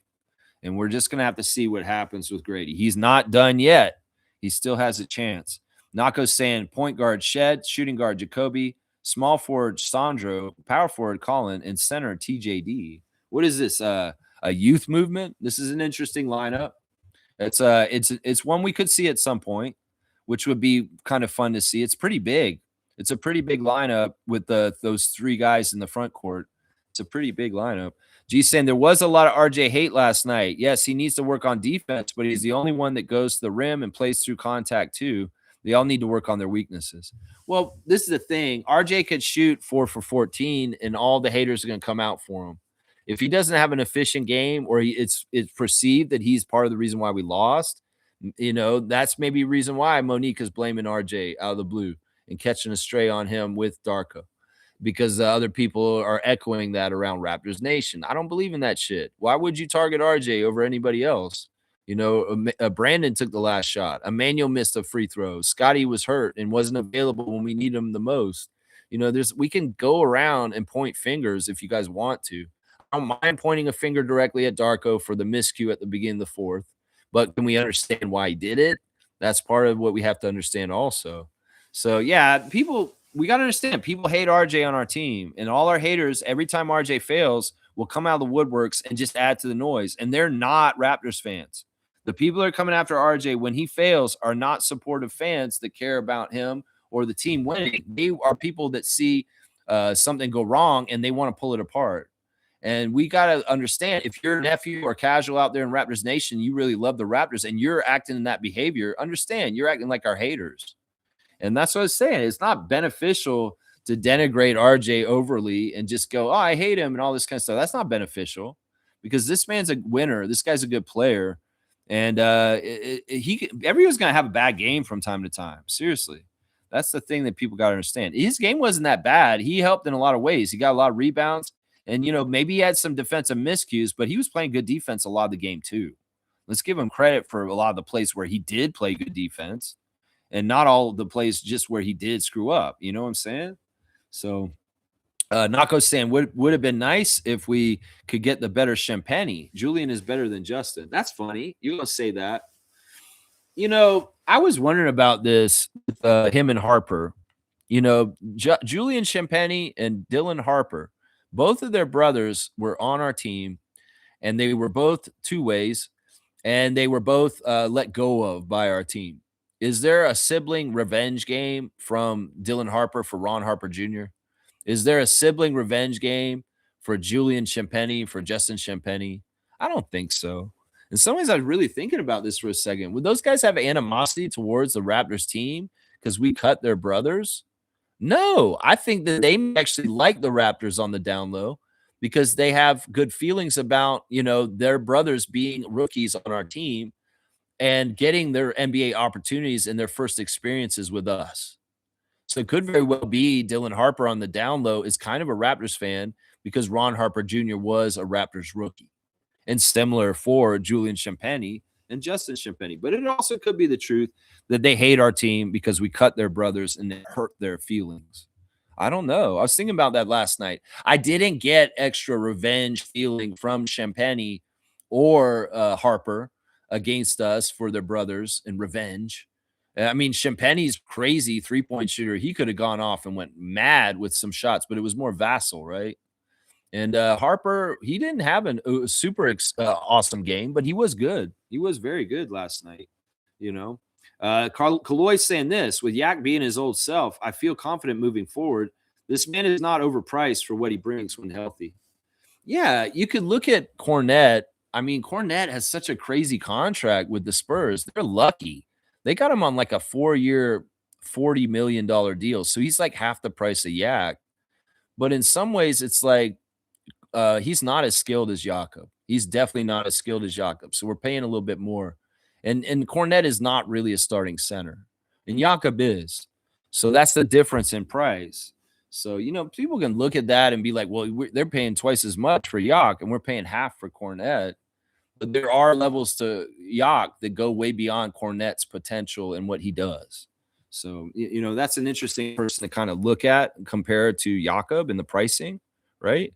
Jordan's saying Spurs historically play some really beautiful basketball. They really do.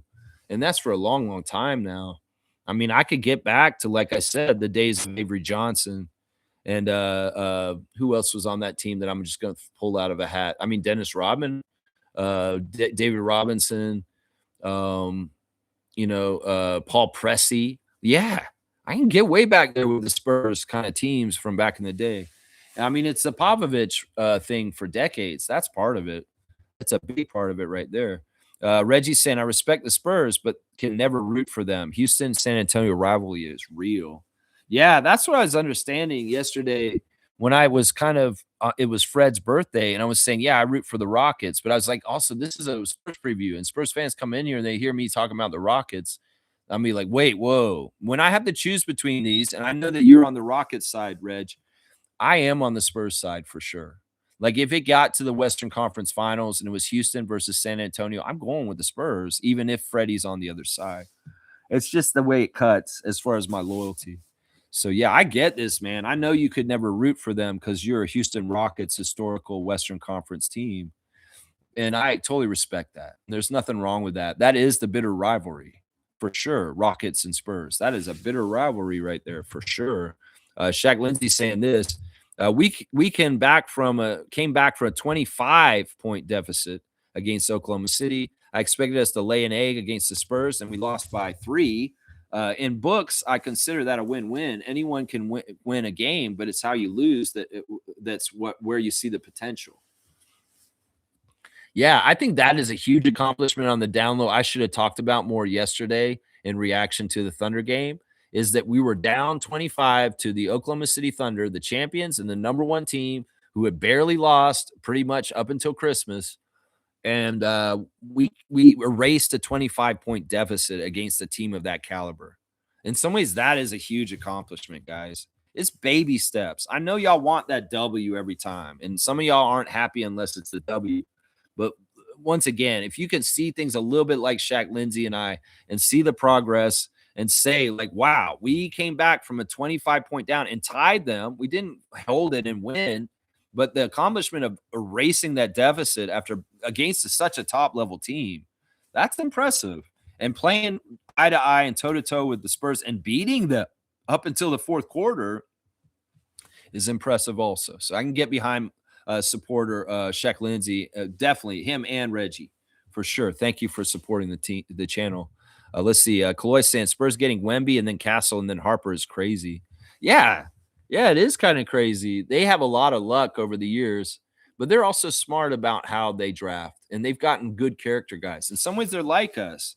They are very much a character drafting team. You can draft LaMelo Ball, and you can see the knucklehead driving his car through red lights and getting his toes tattooed like a Cheeto. Yeah, you can get a knucklehead like that and think, oh, we're smart. We're getting the most talented guy. But no, you gotta get quality character guys. And the Spurs and the Raptors, they share that. They've always drafted quality character guys like Jamal Shed and Dylan Harper. So yeah, that's a kudos to them that they're smart. Victor is amazing for this because not only is he this 7'5" guy who's absolutely insane, like the next level of NBA, he's a thoughtful, really mature, amazing young man who is like, to have that ability and be that way in his personality is top notch. Spurs Nation, you guys are so lucky to have Victor Wembanyama. I love him, man. I'm like him even more and more. I love his competitiveness. I love the way he treated the All-Star break. He was pissed off. I love the potential, and I love the idea of more rings coming to San Antonio. I really, really do. And I see him coming. I mean, it's inevitable if you're going to have an alien on your team, right? It's inevitable. Shaq Lindsay saying, think about it. Spurs and OKC are supposed to be in this position. Exactly. 2 teams that have been in the lottery for several years. Eventually, it's going to pay off. OKC and the Spurs are respectable organizations. They're the creme de la creme, and we can hang with them. And in some ways, we're not beating them yet, but we will eventually, guys. We will. In some ways, I don't even put them up. I don't even put them below the Eastern teams that give us problems. I think they're way better than the Knicks and the Celtics. And, there's different levels that we've got to achieve to get higher. And, beating the Knicks and the Celtics more often, that'll be showing us that we've come far, because we'll know that we're continuing to go up and strive higher and higher. That's right. Ken Ace here. Good morning to Ken A. Longtime original Raptor freak from the first year of my channel. This guy's been in here with me. Good to see you, Ken. He's saying we suck at home, though. I mean, there's speculation of why is the record at home worse than the road record.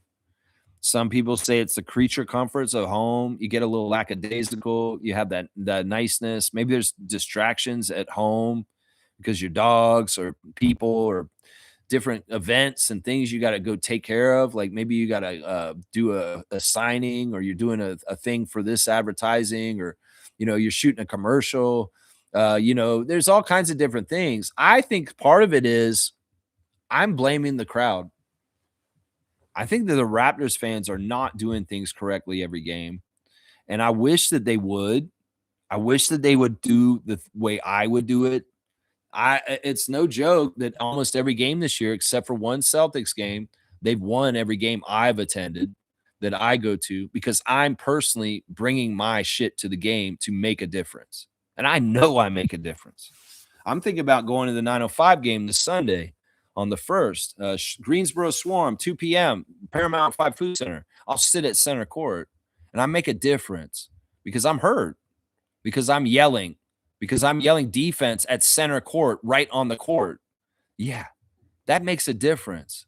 And I wish more people would do this. You guys can sit in Adonis and Drake's seat and just look cool, but I think you'd look cooler with your mouth open, emitting noise. I'm sick of this, man. I want the fans to cheer from the start of the game, of the jump ball, right up until the end of the expiration of the clock. And I'm sick of this half-ass shit. Y'all want to go do dinner theater? Go to a fucking theater and watch a movie or a play, or, go fucking watch some fun kid show where you're supposed to be quiet. You come to the Raptors game, you better be loud. You're paying the price, the ticket. Go down there and use your voice. I always tell myself, if I have lost my voice the next day after the game, I've done my job. And often it just annoys me. Now, they were better last night. They were really bad against the Thunder. They were better last night at bringing noise at different times, and I appreciate that. But we could do way better. I keep wanting to talk this into existence because this is evolution. In some ways, this is part of my life work. I've been going to the arena since they started, whether it's the vacuous Sky Dome and the fucking bullshit of being in that arena, to the Air Canada Center in 1999, starting and playing in that arena then, and seeing so many games. And the original crowds coming into Air Canada Center were quiet, dinner theater. And what was I doing? I was making Mr. Sub. I was in the concourse. I was a food and beverage employee. And I would come out because nobody's buying subs from me during the game. They're all sitting in the seats. And I'd stand in where the ushers are, and I'd be in my uniform with my apron and wearing my MLSC food and beverage uniform. And I would be yelling at the crowd as an employee, stand up, get up, because they're all sitting there like they're watching a movie. And well, I influenced some people. Some kids started listening to me and they started yelling.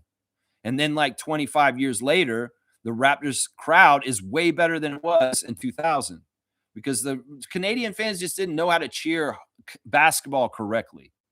And in some ways, there's been a learning curve of learning.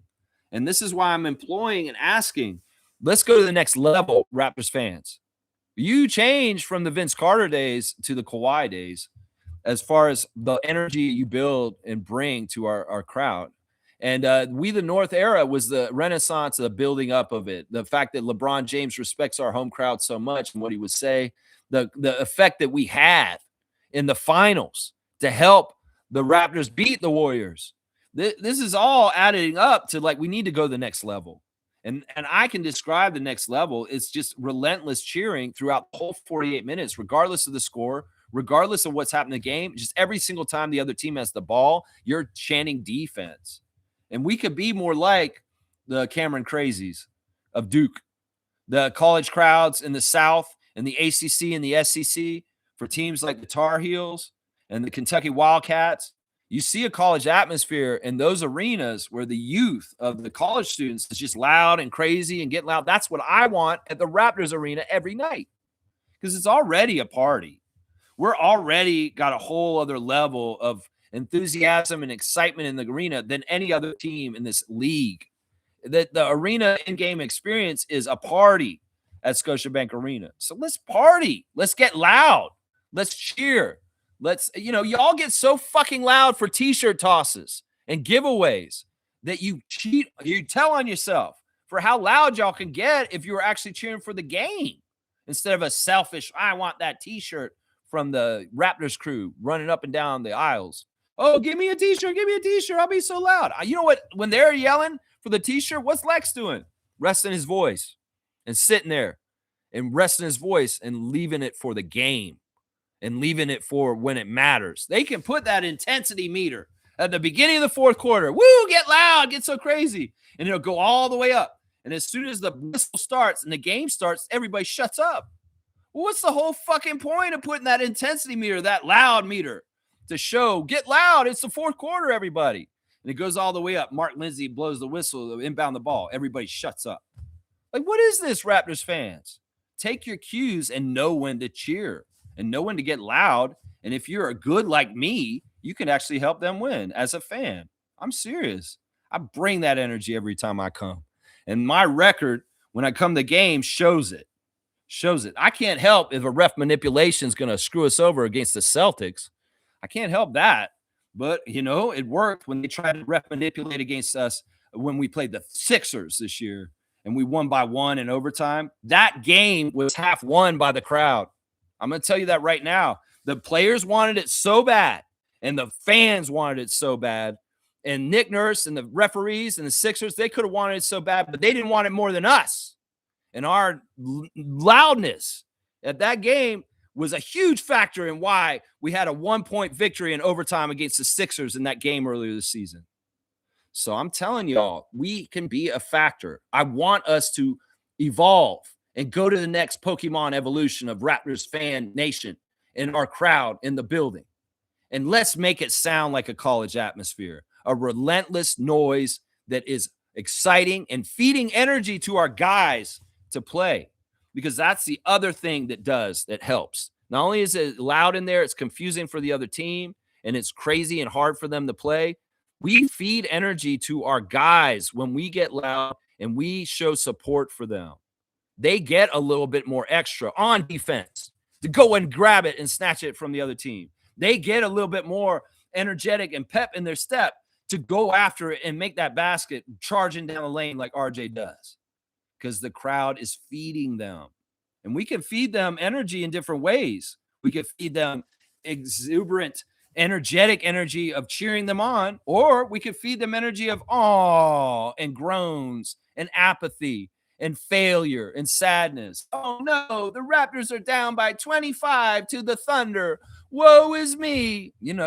Just be blindly confident and say, I believe in them. They're going to make up this deficit.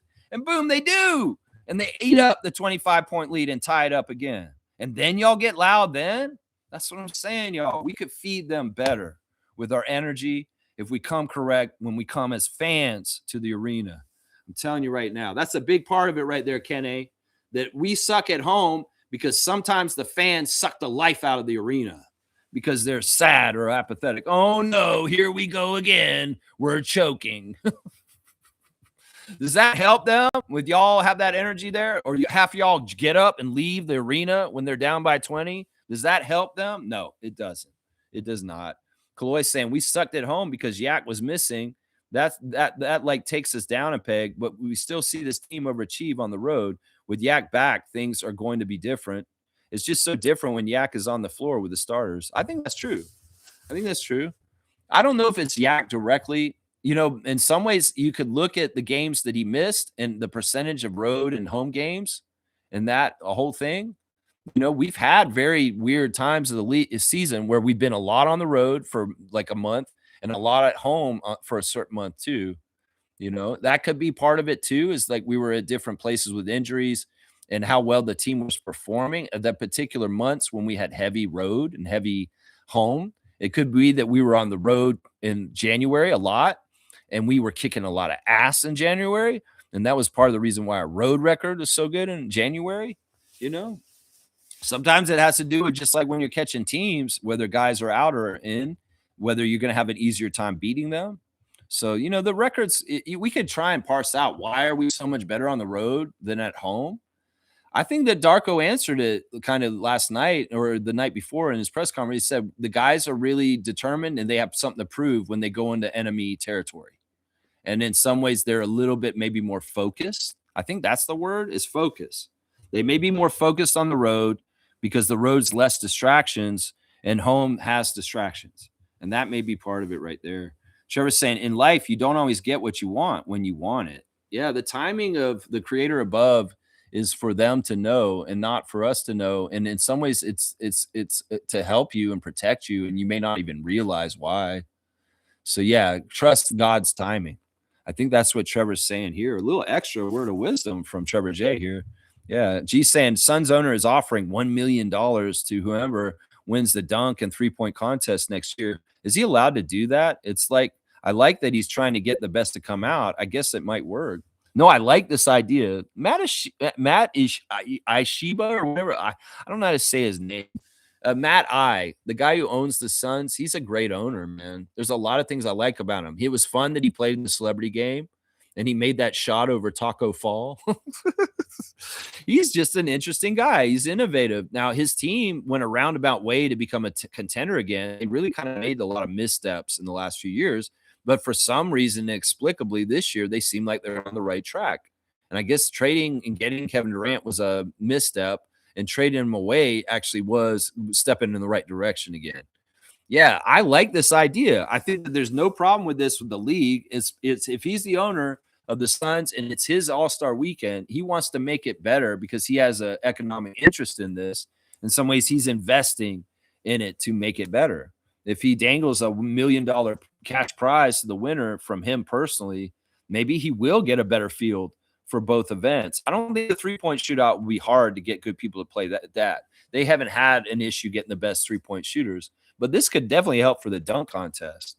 And maybe we will see John Morant step up or something like that to say, yeah, I'll take this dunk competition because I want that $1 million from Matt. I think this is a fantastic idea. And I think that he's smart for doing this because it may actually really help him economically in the long run, putting that money up. You got to spend some to make some, right? That's what they say, right? Cool Cat is here. Cool Cat is in the house. We can check with her on whether she thinks we have the proper 5 depth at this point. I feel like we do. Good morning, Rapid Freak crew. Competitive game last night. We need practice on closing out games. Yeah, we need practice on closing out games, and the best practice is actually games. And we were practicing it last night. And last, we didn't practice to success.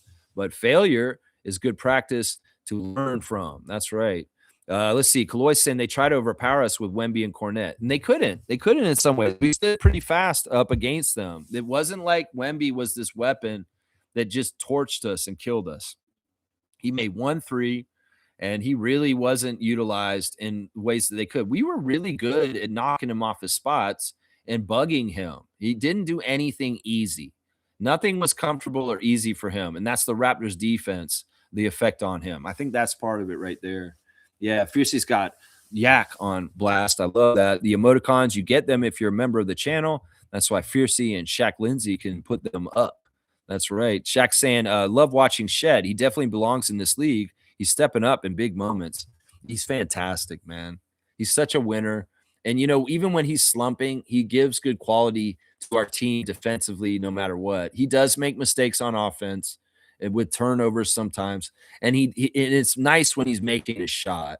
You know, he can go cold sometimes shooting. But, man, when he's open, he has that confident 3, open shot. Man, I love that shot.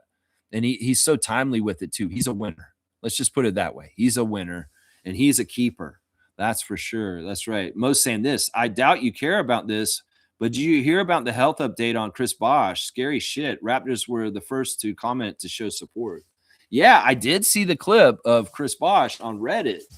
Was posted on there. I originally saw it on an NBA Reddit, and then I saw it on the Raptors Reddit afterwards. Yeah, he has these crazy black bags under his eyes, and he said he almost died.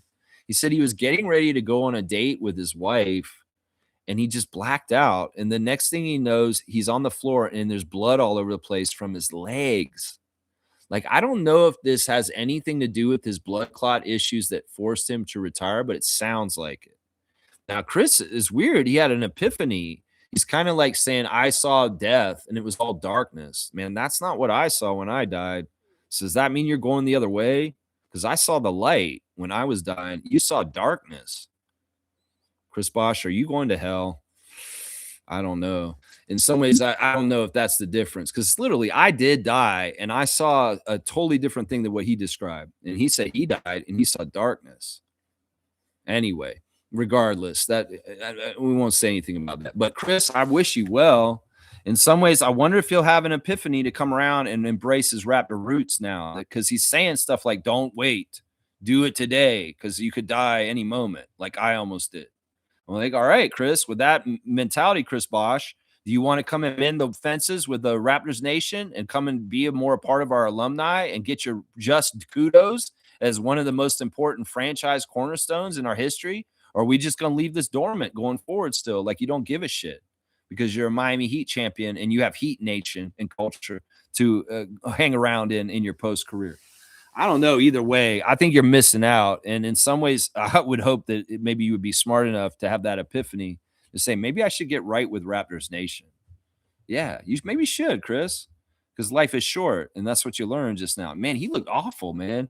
His eyes were all crazy with these black things underneath. And like, we wish him, obviously, we wish him ultimate good health and goodness coming towards him. Seriously. We wish you only the best. Seriously, Chris, health-wise. And I hate hearing this kind of stuff. You are an important Raptor in our history. I may not dote on you or talk about you, but that's only me mirroring your energy. If you came more correct towards embracing your Raptors history and the bulk of what you accomplished in the NBA statistically, I would respect you more and I would talk about you more on this channel. But I'm just mirroring your energy, Chris Bosch. And if you want to go ahead and kind of just overlook your Raptors history and your career in Toronto, well, I'll overlook it too. How about that? That's what I say right there. Yeah. Yeah. Shaq Lindsay saying that is growth win for sure. For sure. I'm with you on this. I like the positive aspects of looking at these last two games as litmus tests to see where we're at and to understand we're not there yet, but we are on our way. And that's what we're talking about. G's saying, yes, Bosch said his perspective on life changed at that moment. I thought he was telling us the story originally of when he got the blood clots originally and he got scared. He couldn't, but no, he's telling us about a situation that just happened recently. So it could very well be his issue is still something that's very serious for him and that he needs to take serious, or it could flare up and have an issue like what just happened to him. That's scary as hell. Like just blacking out and you're in a pool of blood all of a sudden. That is scary as hell. That's crazy. Shaq Lindsay saying Jacoby is finally solidifying his role on this team with that as a win. Yeah, if there's a different direction for Dick and Walter, Walter is definitely solidifying himself as a very necessary rotation player that is absolutely useful and is absolutely growing and is absolutely moving towards more and more bright things in the future in a Raptors jersey. For sure. I'm agreeing with you on that. Scotty is a force on the defensive end. Win. Yeah. Scotty doesn't have to sit at the beginning of the fourth. Maybe we win. Maybe we win because he's out there defending and doing things that he does in that moment where we let things get crazy. Shaq saying we don't lay down. We fight to the end. Win-win. That's right. That's Darko's influence and what he demands of the team is like, look, and he's done such a good job of building that up with the team that, you know, if somebody does dud and like not try their hardest, he can sit them and they will get punished for it. And it matters. So these guys are competing and they're very much trying to get their minutes. And he's built them up to a crescendo of a very good buzzsaw of energy on defense and trying all out on the court. Definitely. That is culture, and that is the coach getting the best out of his players. And that's not easy to do, to get guys to play all out like that as much as they do. Seriously. Kaloy saying defensive player of the year. Hang on. Defensive player of the year conversation. Scotty snatched the ball from Fox, and then on the other side, Wemby blocks Yak. These clowns better have Scotty in the conversation. He's definitely in the conversation. I would rank him as third as the top candidate for defensive player of the year. Wemby's number one. And who knows the number two? There's probably somebody they'll put in front of him. I don't totally expect Sky to win defensive player of the year. If he does, I'll be very, very happy. We can speak it into existence. It's not that I don't want that to happen. It's just I'm not getting my hopes up because I know how the political things happen in the NBA. And giving a defensive player of the year to one of our players has never happened. In the history of the Raptors, we've never, ever gotten the defensive player of the year. And we probably could have gotten it at certain points, whether it's OG or somebody like maybe Kawhi could have possibly gotten the 1 year he was on our team. Probably not. But the Raptors have never won this award. And there's a reason for that. It's because they don't want to think that the best defender in the league is on our team, even if he might possibly be in Scotty Barnes. You know what I'm saying? So that's part of it right there. That's part of it right there. HC's in the house, the one defeated in our Yahoo Fantasy League. Y'all check on your teams. We've got all kinds of great matchups this week. Let's see what HC's doing right now. And his one defeated, he's 16-1. He's playing Mike, Logical Raptors Fanatic, and he's beating him pretty good already. So, yeah, check on your Yahoo Fantasy teams for sure. He's saying, was a good game, didn't have anything bad to say. Spurs are on fire. I would have loved to have ended their win streak at 9 last night, and we had a good chance to. But kudos to the Spurs. Winning 10 games in a row is not easy. And only 3 teams in this league have done that this year. And it's the top 3 teams, the Detroit Pistons, the Oklahoma City Thunder, and the San Antonio Spurs. That's right. That's right. Save the number for another day. Busy here doing cleanup of my snake collection this morning. Okay, you have snakes. You clean up your snakes. Not snakes for like the pipes, like a plumber. You mean like living snakes. You got to clean up their terrariums and their aquariums and their habitats. Maybe get all the mice guts out of there. Oh, okay. Well, if you got the number now, I guess I flashed it enough so people can grab it and call me some other time. That's right. Smooth saying this. Max Scherzer resigns to the Blue Jays. 1 year at $3 million, could reach $10 million in incentives. That's awesome. I know. I heard, and I don't follow the Blue Jays very closely. I did not watch the World Series. I did not really pay attention to them last year, but I do know some things that I heard. Max, the longtime veteran of the NBA, the MLB, who's played in as a long time. I remember him being a Detroit Tiger back in the day. This pitcher is a longtime pitcher, and he loved playing for the Blue Jays last year. So him circling back and re-signing with us for this year is fantastic. I heard this news late last night, and I'd heard rumblings that this was very likely because he had such a great experience playing for us last year. So I'm happy to see Max Scherzer is back in the Blue Jays uniform for this season. Very, very good. Trucker Kaz is in the house. Good morning, Lex, and good morning, Raptor Freak crew. Good morning to you, Trucker Kaz. We're doing a Lexathon this morning after a big game against the Spurs last night. I hope our friend Raptor Freak UC had a fantastic time at the 2 games, and we're looking forward to UC's recap of the games when UC is available to come back in the stream. I'm sure UC will come back through and let us know how the trip to Toronto went. Wayne Strainer's in the house first, our sergeant at arms for the channel. This is our bailiff. This is our dude. Brandon Ingram honestly does not play 48 minutes of basketball. My view is maybe his conditioning not quite there yet. BI's game is isolation ball, and I'm not a fan, but with the correct crew, he's a winner. You know, it's interesting because Brandon, RJ, and Emmanuel all have a kind of a similar journey they're on right now. These guys were not the greatest defenders. They weren't known for defense, but with Darko and the way we're doing things, they're being depended on and asked of to do way more. And they want to. It's not that they're against it. You know, it'd be one thing if they were knuckleheads. They're kind of like, we don't need to do this. We're scorers. We're in the NBA. You're going to tell me to try harder, coach? Come on now. No, this is an environment where you can come at these high-level players and say, we want more from you on that end of the court. And they are listening, and they are trying, and they're doing their thing. That's part of it is, you know, we got to think about Brandon Ingram's been in the league for 10 years, and he may have played a certain style on defense, or like the balance between his offense and defense very lopsided towards the offense for most of the 10 years he's been in the league. And he's being demanded of on the other end of the court way more than he's ever had to in the whole entire history of his career. So there's an adjustment there. And he's going to fall on bad habits from time to time, like being lackadaisical about getting that very crucial rebound at the end of the game that we didn't need the Spurs to get an offensive rebound on. He was right there. Yak had Wemby tied up, and the other side was tied up by the other blocker, maybe Trace or Scotty. I don't remember. But Brandon was the extra guy in the lane that should have cleaned up that rebound instead of letting the Spurs swoop in and steal it. And, old habits die hard, and bad habits are tough to go through and fix, especially if they're not your instinct and the way you played in your DNA for most of your career. So, the strives and the gains for Emmanuel and RJ and Brandon on defense are there, and we see them trying harder than ever on that end of the floor. But they're still going to be, and especially with Brandon, I say with Emmanuel and RJ, they're very all out, and they're doing it as hard as they can. But there will be times where Brandon will fall into old Brandon, and he's not giving exactly the right effort in that millisecond that he should be. It's like he's missing the starting gun. He's kind of just standing there and like watching the game go by him. That's a little bit of the old action of Brandon on the Pelicans, right?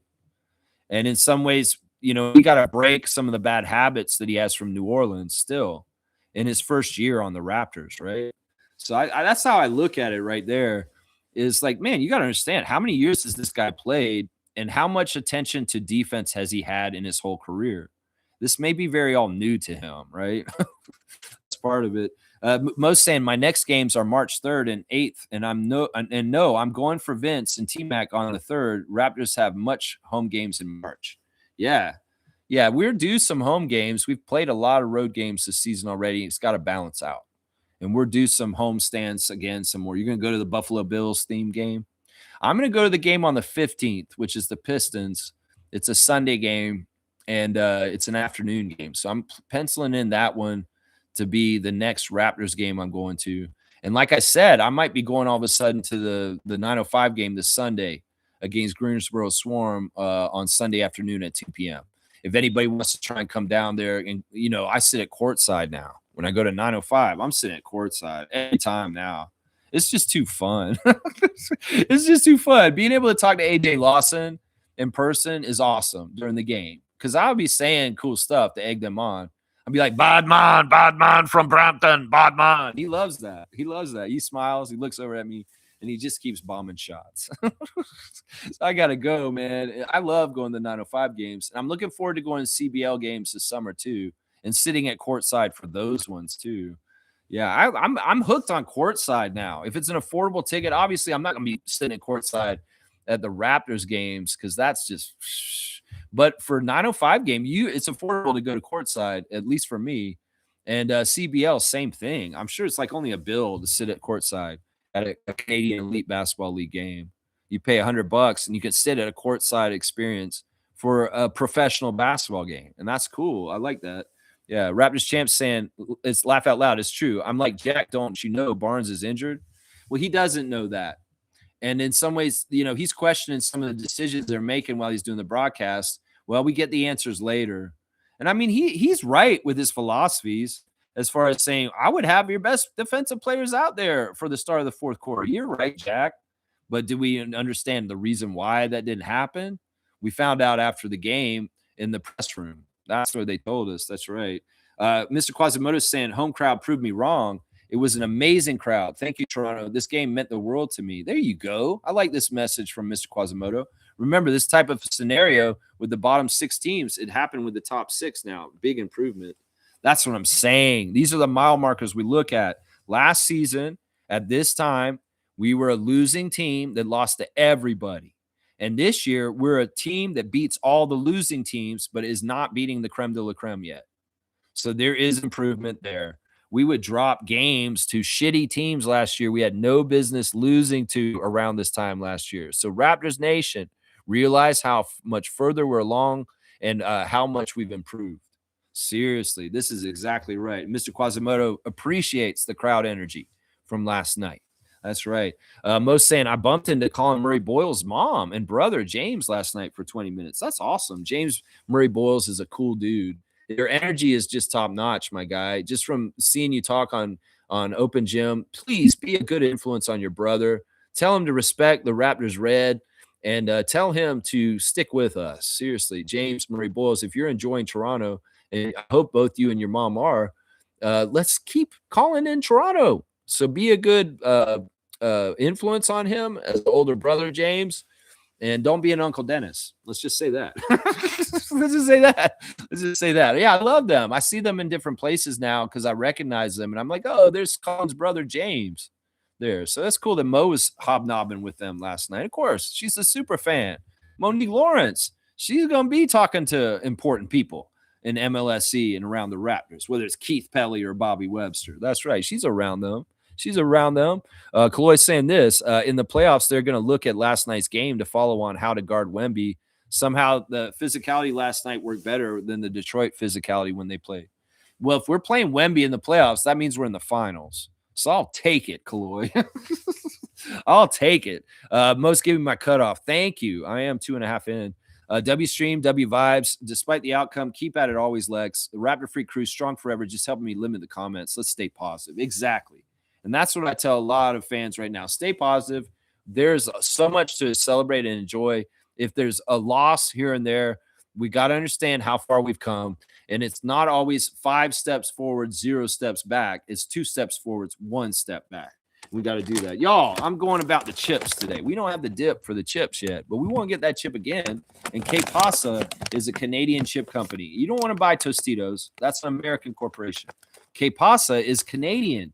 And they're with Nature Valley, and they are not Nature's Valley with what is the company again? I believe they're called Nature's Path. Nature's Path. But Que Pasa's got all kinds of flavored chips. They're nacho tortilla chips, salted tortilla, jalapeno and lime chips. These are the organic, salted, volcanic, stone ground tortilla chips. And you get a good Canadian salsa. Also, you can get your Canadian chips and dips salsa, Canadian style, Drake. And I'm just saying, man, these are great nachos and great tortilla chips. So Que Pasa, this is your Canadian brand to buy this item at the grocery store. So you're familiar with it. Look at it. It looks like I'm saying the word Que Pasa. Que Pasa. See, it's a little bubble. Like I said it. Here's straight goods on Canadian goods right there. That's right. That's right. Kaloy's saying, my theory is with the top 6 team, we need Yak to win for sure. I think we need that against any team that has a sizable big that can bully us and be dominant in the paint by like just dunking on us because nobody can physically stop them. This is one of the most important things that Jakob does for us is he's a wall against people that are the size of Luke Cornett. That's important because if we don't have that, we can see what happens last year. You know what I'm saying? Shaq Lindsay saying, I'm not linking with that fungi Kawhi. I meant fungus, laugh out loud, because I mentioned fungi earlier. That was a little joke right there. Raptors champ saying, Davis is a very limited player. It's not that easy to just throw him in. Yeah, I guess it's partly because his offense is like limited. His defense can be pretty good and his rebounding is pretty good, but that's probably about right. I think Raptors champs has got a good note for part of the reason why Trace Jackson Davis may not be playing as much as we thought he might be. Mr. Quasimodo saying, to say that about Kawhi is mentally challenged take. Did you burn your championship hat, loser? Who said that and what? Who is saying that? Look, I think that Kawhi is a very good basketball player. I think he's dumb as bricks as far as his IQ as a person. And it's sad. In some ways, I wish he was smarter because if he was smarter, he would have stayed in Toronto for at least one more year. But he is not smart enough to realize he should have done that. And, well, he gets what he gets. I love Kawhi for the championship. He's our finals MVP, and there's a lot of things I like about the guy. And in some ways, he's going to be a Raptors legend forever. He's not like somebody I dislike. I like him. It's just that I also have to be fair and honest that he is not the most smart guy.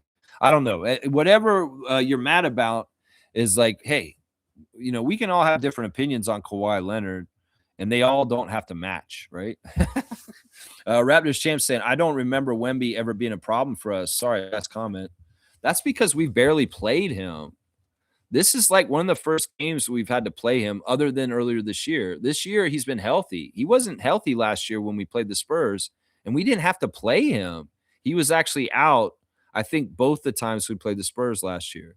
So we have not had to contend with him very much. Think about it. He's in his 3rd year, right? The first year, I think we played him once, and this may have been the second time we've ever played him last night in the 3 years he's been in the league. Because I don't think we played him at all last year. This may be like the second or third time we've ever had to deal with Wemby. So that's part of it right there. That's part of it right there. Trevor's saying, y'all see David Suzuki at the Raptors game last night? Yeah, that was awesome. He's such an important Canadian, and a lot of the things he stands for are so important right now. He's a hero to me. You know, as a little kid, I had his books, and he was a very influential person on me for thinking more about nature and environment. And you know, there's a lot of people say bullshit about David Suzuki this, David Suzuki that. But honestly, who he is and what he stands for is more important than the detractors and the negative things they say about him. In fact, some of the people that say that stuff about him is because he's been so powerful for green movement and environmentalism. And it was warm in my heart to see him at the game last night. Man, I want that guy to have his voice heard, and it is. And because we need his ideas and his voice more than ever. And that's part of what influenced me to say the things I say about our environment and how interlocked and interconnected we all are, is because these are the teachings of David Suzuki that taught me since a little kid. So he's a Canadian icon, he's a Canadian treasure, and it was an honor to have him at the Raptors game last night. It was an honor. Yeah, it's like DZ saying Bosch didn't show his face once during our 30-year celebration. Hope the best for his health, but F him for Raptors disrespect.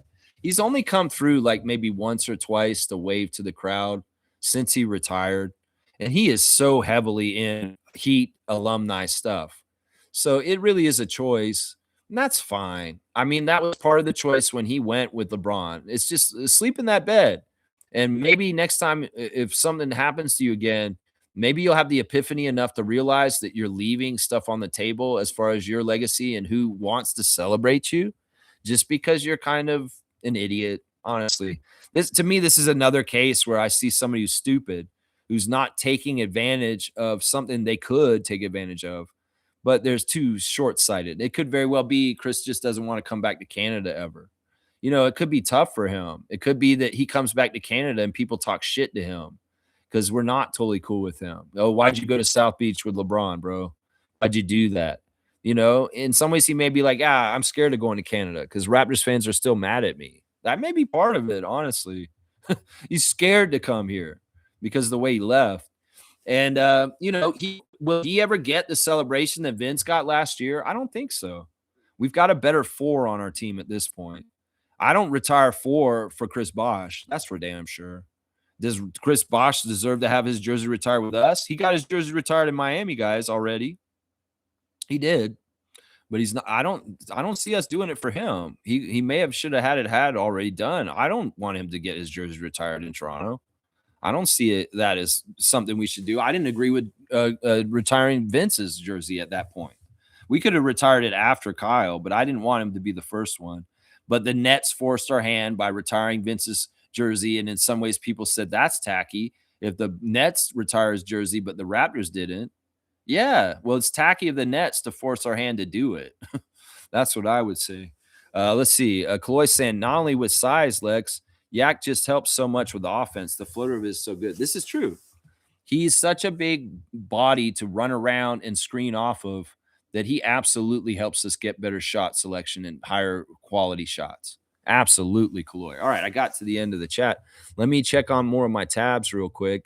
Yeah, let's look at the standings real quick. The Raptors, luckily, most of the teams in the East lost their last game. Now, we've lost our last 2, and we're currently 2.5 games behind Cleveland for the 4th spot, which sucks. But they did lose their last game. New York lost their last game, and the Celtics lost last night too. So everybody kind of came down with us. But we are getting close to the Sixers, and they're a game and a half behind us. So we want to keep closer to the Cavs and stop moving towards there. We win against the Wizards on Saturday, which we owe them, and we need to beat their ass. And they're in a different place. They should be easier to beat this time. But I don't want to get ahead of myself because I thought they'd be easier to beat the last time we played them. So we can't take them lightly and just pencil them in as a win for us. We've got to take care of business against the Wizards if there's anything I've learned about playing them the last time. So hopefully that'll get us moving back up in the right direction, going up in the standings. But yeah, that's tough. And in the other standings for the G League, the Raptors 905 are in 4th right now, 2 games back from the lead, which is tied with Osceola Magic and Greensboro Swarm. And that's part of the reason why I want to go to the game on Sunday. because we'll be playing the Greensboro Swarm on Sunday, a team that's just above us in the standings. And if I can go down there and add my vocal help to Andrew Jones's squad, I will. I will. I think I want to go this game. I really do. I think I do. Let's see what the Instagram stories are telling us. Well, first of all, guys, let's say happy birthday to former Raptor David Johnson. David Johnson is 25 years old today. He is from Louisville, Kentucky. Of course, he played for Louisville in college. And, well, he plays for Tasmania now. But he's getting all the happy birthday wishes on his Instagram right now. And we just say happy birthday. Now, listen to this. This is the interesting about David Johnson. David Johnson played in the NBA 2 games. He didn't score a single point. He can still say he's an NBA player. He only took 1 shot, and he missed it. And that's it. That's your NBA career right there. He played 1 minute in the NBA, and that's his NBA career, guys. But he can say he was an NBA player. He suited up for the NBA. So, yeah, remember David Johnson, the pick that was right after Delano Banton, the year that we drafted Scotty? Yeah, well, happy birthday to him. He's 25 years old today, and he lives in Tasmania right now, plays for their team. Sandro Mamu on his Instagram, he's hugging Wemby. It was a homecoming to a degree. He's gotten to play his 2 former teams in 2 out of the last 3 games, and the Bucks Nation gets to see him again, and Spurs Nation. And, of course, a lot of those guys on the Spurs side are friends of his, and he knows Wemby well, and that's nice to see them hugging after the end of the game. They are truly friends, and there he is dapping De'Aaron Fox also. So no love lost between – I mean, there's love still there between these teams. Eric Smith with a pregame picture of Wemby shooting free throws. Man, he is really impressively tall, man. He is insanely tall. There he is contrasting his height to him. He's like 7'4", 5'9", Eric Smith. Kelly Olynyk celebrating the Spurs win 10 in a row over the getting it over the Raptors. Of course, we saw Kelly on the bench. He didn't get into play in the game, but he had a bit of a homecoming still. We'll talk about that in a sec. Colin Murray-Boyles coming in the entryway on his Instagram. I like the colored shoes everybody's been wearing lately. There's Mariah Amber on game day doing all the stuff they do, getting that crowd loud. Her hanging out with 4 corners. And she had a triple bacon poutine last night. Wow, that looks crazy. That looks crazy. The Raptors 905 palling around with Kelly Olynyk on his Instagram. Pretty cool. Saying hi to his old buddy, Kelly. He's also at some sort of event with Jamal McGlure and Carlton the Bear, and there's the Argo and Pinball Clemens. They were at Black Student Day. And I guess that was at MLSE Launchpad, maybe. Yeah, there's the Raptor hugging Kelly Olynyk. That's so sweet. It's so nice to see that. Then they had the Raptors Lil Ballers. He was hanging out with them. Let's see what else. David Suzuki in the building. The Raptor hanging out with David Suzuki. Very, very cool. And there he is with Kelly. Sandro's fiance / girlfriend / partner was at a game last night, a basketball game, and it looks like it was where was this? I think this was it here in Toronto at Ryerson, not at Ryerson, at the Metropolitan University. So she was at the game, but this game was for Team Canada, guys. It looks like Mercedes is working with Team Canada all of a sudden as a coach or an advisor to help Team Canada. There's Nathaniel Mitchell in the picture and some of the Team Canada staff. And Mercedes, Sandro's girlfriend, is a part of the staff.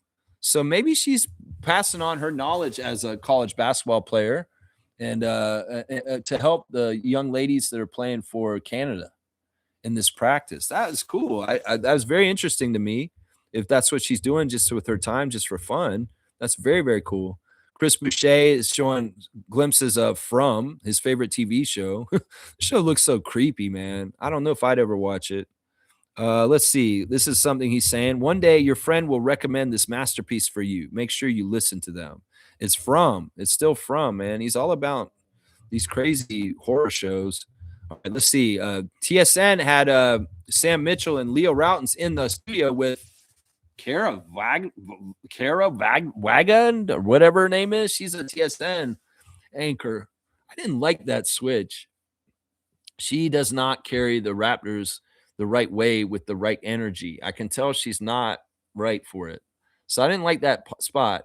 Kate is the ideal one sitting in that seat. Kate Burness, TSN. And I don't know where she's been recently. Why has Kate Burness not been on the broadcast more often? Nikki Reyes is the fine backup. I've grown to be okay with Nikki Reyes. But those are the two you should be using. You're going to start bringing in different people to be in that spot. It's not going to work right. There's a chemistry between Leo and Sam and Leo and Kia with Kate. And Kate Burness is the right one in that spot. She's fun and she covers the game right. I love Kate Burness. So I don't like seeing a weird new person sitting in the TSN studio with Leo and Sam like that. And I don't like Kara. I don't like her. Let's not put her in that spot again. That's just my opinion as a Raptors freak. Let's just put it that way. Yeah, let's see. Pascal Siakam is celebrating PS43 Foundation endeavors, and he's just a badass. Siakam, don't ever change, man. You're just a perfect, awesome person in all kinds of different ways. That's right. Alessandro was taking pictures at courtside, the Italian friend of Sandro. Really cool pictures of RJ and Sandro Mamu that he's posted there. Y'all give a follow to Alessandro. He's got all kinds of cool photography, and he's following the team right now in all kinds of things in the NBA. It's pretty cool. Let's see. Lucas Dort has a picture of him and RJ Barrett up on his Instagram celebrating them meeting up the other night and their Team Canada bond. There you go. I love seeing that. RJ and Lou chopping it up together. Serge Ibaka, where in the world are you? It looks like somewhere very sunny with palm trees. He's got his latest single on blast, Remis en Question with L2B. Yeah, they were shooting a video for it somewhere. I can tell. They're out in this, they're standing in an alleyway and they've got some nice cars and they're kind of bouncing around like they're doing the video for this song that just came out. So Serge shooting a video in the last couple of days. SGA's walking around with his shoe. It's the truffle color shoe, that chocolate looking shoe. Let's see. Do I want to look at that? Eugenio Murray still celebrating the championship of Bosconia. The championship hangover is still coming out. He's just smiling and dancing. There's a lot of champagne popping and championship dropping and holding that championship trophy. And he's having the best time, man. I'm so happy to see Eugene so happy. Yeah, it's good stuff. Even the guy who's hurt and is on crutches is dancing.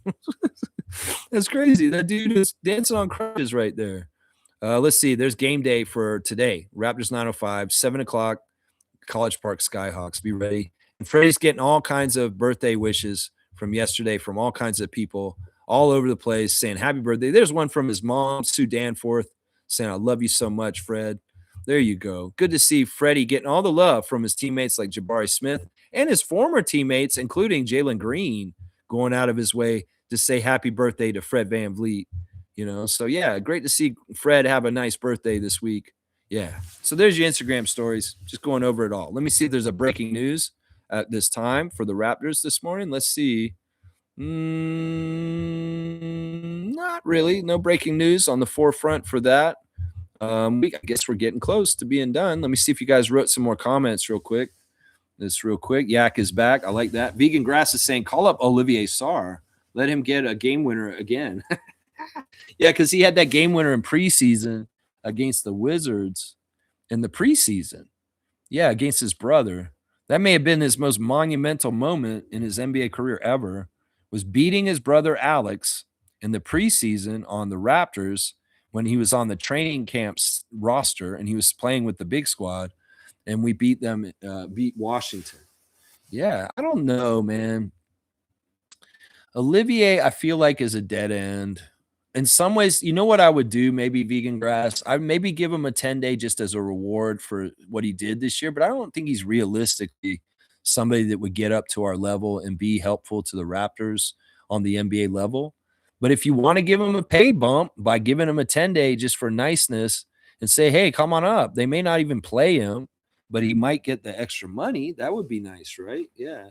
Yeah, that was fun, that game at the beginning of the year in the preseason with Washington, where Olivier Sarr hit that game winner. Yeah, that was fun. And he's had some important games recently where he hits, you know, because you've been there, hitting the key free throws at the end of the game to seal the deal for the Raptors 905 in close games recently. And particularly against Windy City, he hit some key free throws in one of those games. Yeah. Denali's here. We got our Lakers freak in the house. Triple bacon poutine. Hope there's some left over for me. Yeah, if you want that, you got to come to Toronto and go to Scotiabank Arena because they're serving that triple bacon poutine at the arena. That's where Mariah Amber got it. So yeah, that's part of the food menu at the arena. Triple bacon poutine. That sounds like some cholesterol. Kaloy saying From is damn good, a masterpiece of a horror series. Yeah, it's just not in the style I like. I never watched Walking Dead. I know that's an extremely, extremely popular series. It's just something that I never really wanted to get into. But Chris loved From. He really loves it, man. He shows it a lot, man. Yeah. Yeah. Vegan Grass is saying her text from Kate comparing Sam Mitchell to Wemby was super funny. Super funny. Yeah, I didn't catch that part in the in studio part. I may have been away. Maybe I was out front smoking a J. Sometimes at halftime, I don't stick around for halftime. I run outside and I smoke a big blunt and smoke a big halftime blunt. Then Ellie's saying I have to go to Scotiabank Arena then, maybe next year. Yeah, for sure. Come visit Toronto and go to a Raptors game. It's a really fun experience. I think, you know, everybody goes to NBA games, but it's totally different going to a Raptors game.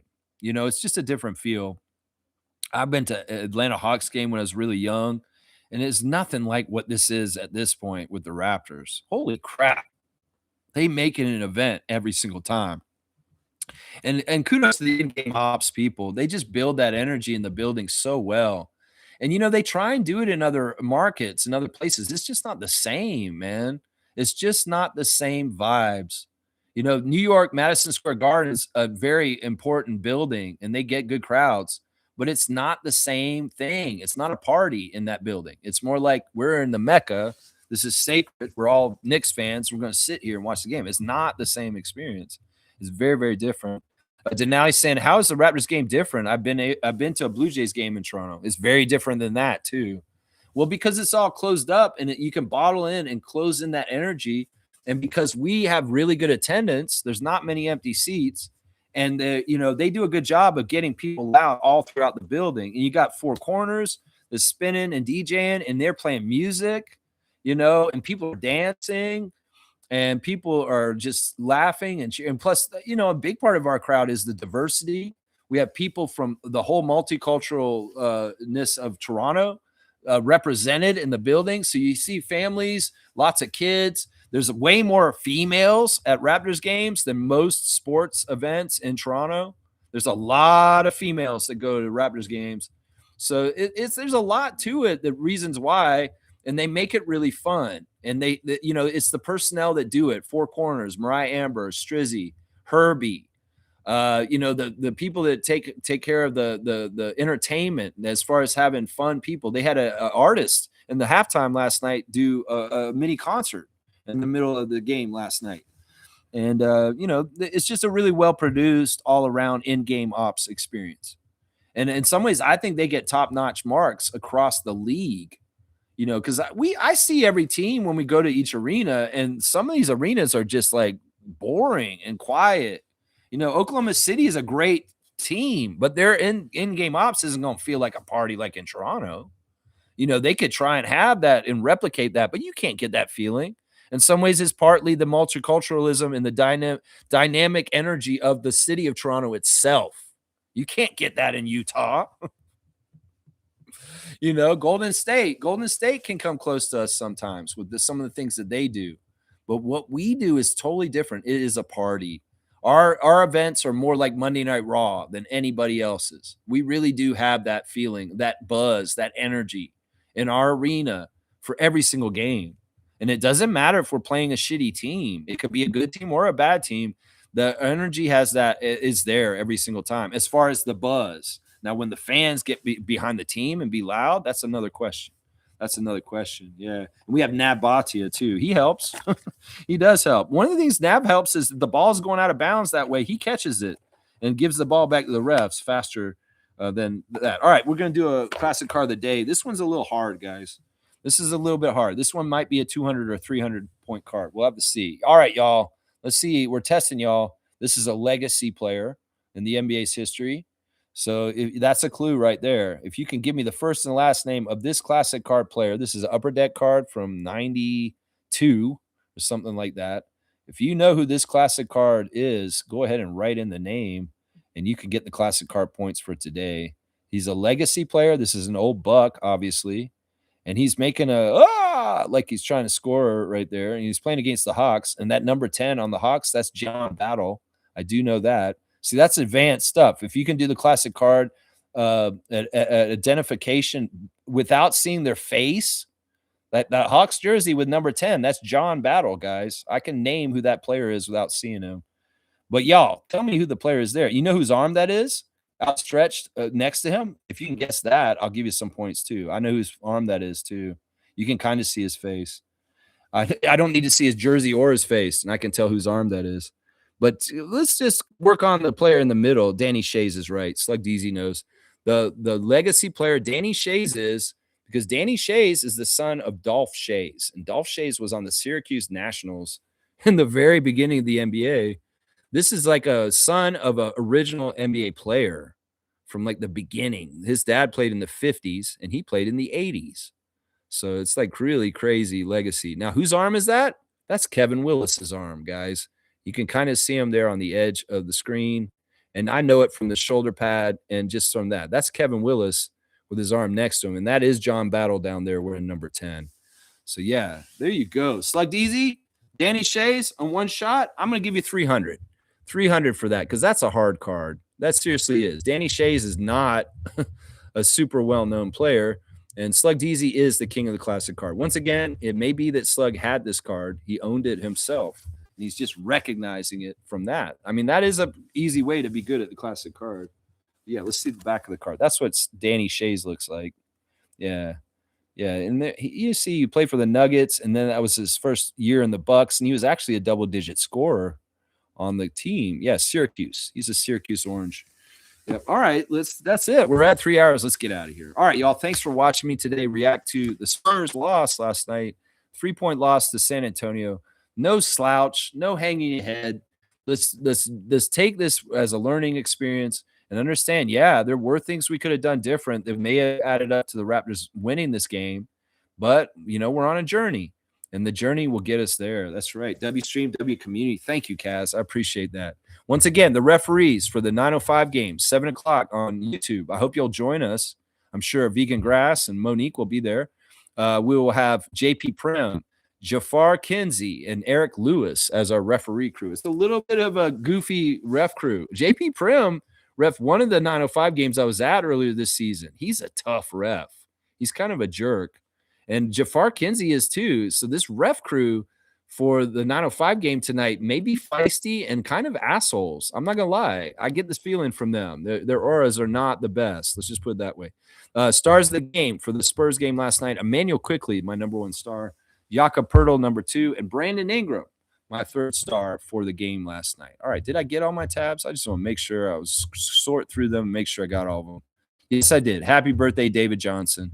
And we are done. All right, y'all. I'll see y'all tomorrow for a Friday freak out. Something happened yesterday that I can't believe happened. And y'all may know what I'm talking about. Well, you're going to hear what I have to say about it tomorrow on the Friday freak out. Yeah, we're going to be freaking out about somebody I freaked out about a couple years ago. And I'm going to freak out about him again. Y'all know who I'm talking about, don't you? Redacted. Yeah. We're going to talk about who we're going to freak out about tomorrow. You'll see who it is. Let's go Raptors, 9:05, and win tonight. Let's go Raptors. Continue your progress on the escalator up to the second Larry O'Brien for the Toronto Raptors franchise. Let's go Raptors. Yeah.